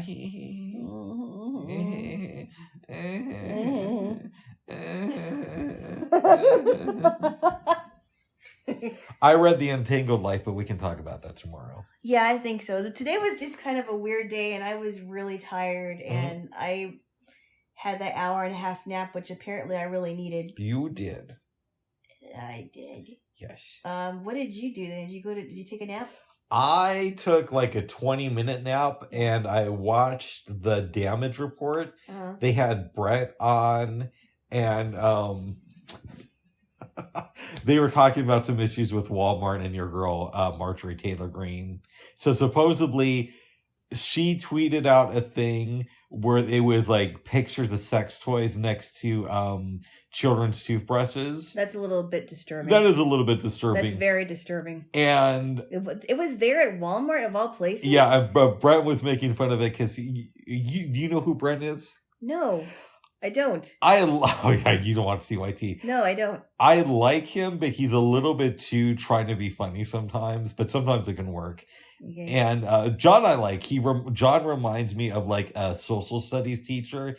He's a little bit too into cancel culture, but overall I really like him on the damage report and when he's on the main show. Yeah. But Brett was joking, so now we can go on Twitter and see a picture that Marjorie Taylor Greene sent out to people, a picture of her with sex toys. I thought that was kind of funny. Now, Walmart did say that it was true, but it was like an oversight on their part, and they since moved the sex toys. That's weird. I thought they would... I never thought a big box store like Walmart would put those in there, because usually when I hear about that, they're usually in, sex shops. Yeah. Amazon sells sex toys, though. What? And so does... I know, and this isn't for... I know everybody has a friend... I was with a friend at Rite Aid, and my friend bought flavored condoms for his then wife. Oh my God. And I know that that Amazon sells to sex toys because a friend told me they did. And I know it's actually not me. Two different guys. That's a little bit weird. Yeah. That's a little bit weird. Hey, it's America. It's the free economy. I guess, yeah. Let your freak flag fly. I know of one of my friends from the past that actually knows more about that because she has gone to sex shops, which I think is really strange, but okay, that's her thing. It's not mine. Okay, so I've kind of badmouthed Marjorie Taylor going, let me say something good about her. And there's not a lot there, but I have heard that she actually doesn't accept money from corporations. I don't think she does either. And I heard that from liberal sources. So I don't believe she does either. Yeah, that's actually really good. Yeah, but anyway, that's very disturbing to hear that those things are by toothbrushes. Yeah, children's toothbrushes. But according to them, it was an oversight. It was at like one Walmart, and they since moved the sex toys. So it wasn't like a whole bunch of Walmart. Yeah, it's not like it was an accident. An employee made a mistake, and they've since been moved. So you know what? Really quickly, I remember talking to this guy that was somebody that was shopping with me at one of the stores here, and there was a time where he'd gotten to some embarrassing things. Where he would be a little bit embarrassed to help me find some like I don't remember. I think it might have been like toiletries, like moisturizers, which I think I would be more embarrassed if I was a guy to help a woman find some feminine products. But anyway, he said that there were some embarrassing things where people were asking where the condoms were, and it was like in the back of the store. See, that's not embarrassing to me. People got to know where their stuff is. No, seems like an old-fashioned guy who maybe should move out of no 1950s. Oh, what? Stop! Ow. Babe. I'm on your defense, you Bubs. No, Bubs. Okay. You like making general statements like that. Oh, sorry, babes. I didn't know. You don't even know this guy. I do. All right, I said that's what it sounded like. I didn't see that's what it was. Okay, hey. Tickle truce? What? Tickle truce? All right, give me a kiss. Let's verify. Bubbies. All right, give me a kiss. Let's verify. But I think it's all right that Walmart sells sex toys. They sell guns, so. Yeah, they do. Yeah. But anyway. But anyway, so I was watching the damage report. They were doing that. I forgot who. So they do this thing where they have the garbage person of the week, and I think Brett's was Marjorie Taylor Greene. I forgot who John's was, and they were doing going through different stories. Brett is going to be featured on some special that ABC is doing about the year in review on December 26th. Oh. So he was mentioning that. And then at one point, Brett is trying to promote something, and you could hear his wife in the background saying, you're actually not going to be a part of that. And so he had to correct himself, which is kind of funny. So that's what I remember from the damage report. Okay. Yes. We're going to have to cut this soon because I got to pee. I got to take care of something too. Oh. Yeah. Well, maybe we should cut it now. Yes. Yeah. All right. You want to give me a kiss? Maybe. I feel good, boy. Oh, babes, you know I'm the never not good boy. Goodness. You already know that. Bubs. Babes. Stop it. Okay. Do that again, but normally. All right. Bubs. All right. This time, you're going to be normal. All right, babes. Well, I have to pee, babes. So we wrap it up? Yes. All right, bye-bye for now. Bye-bye.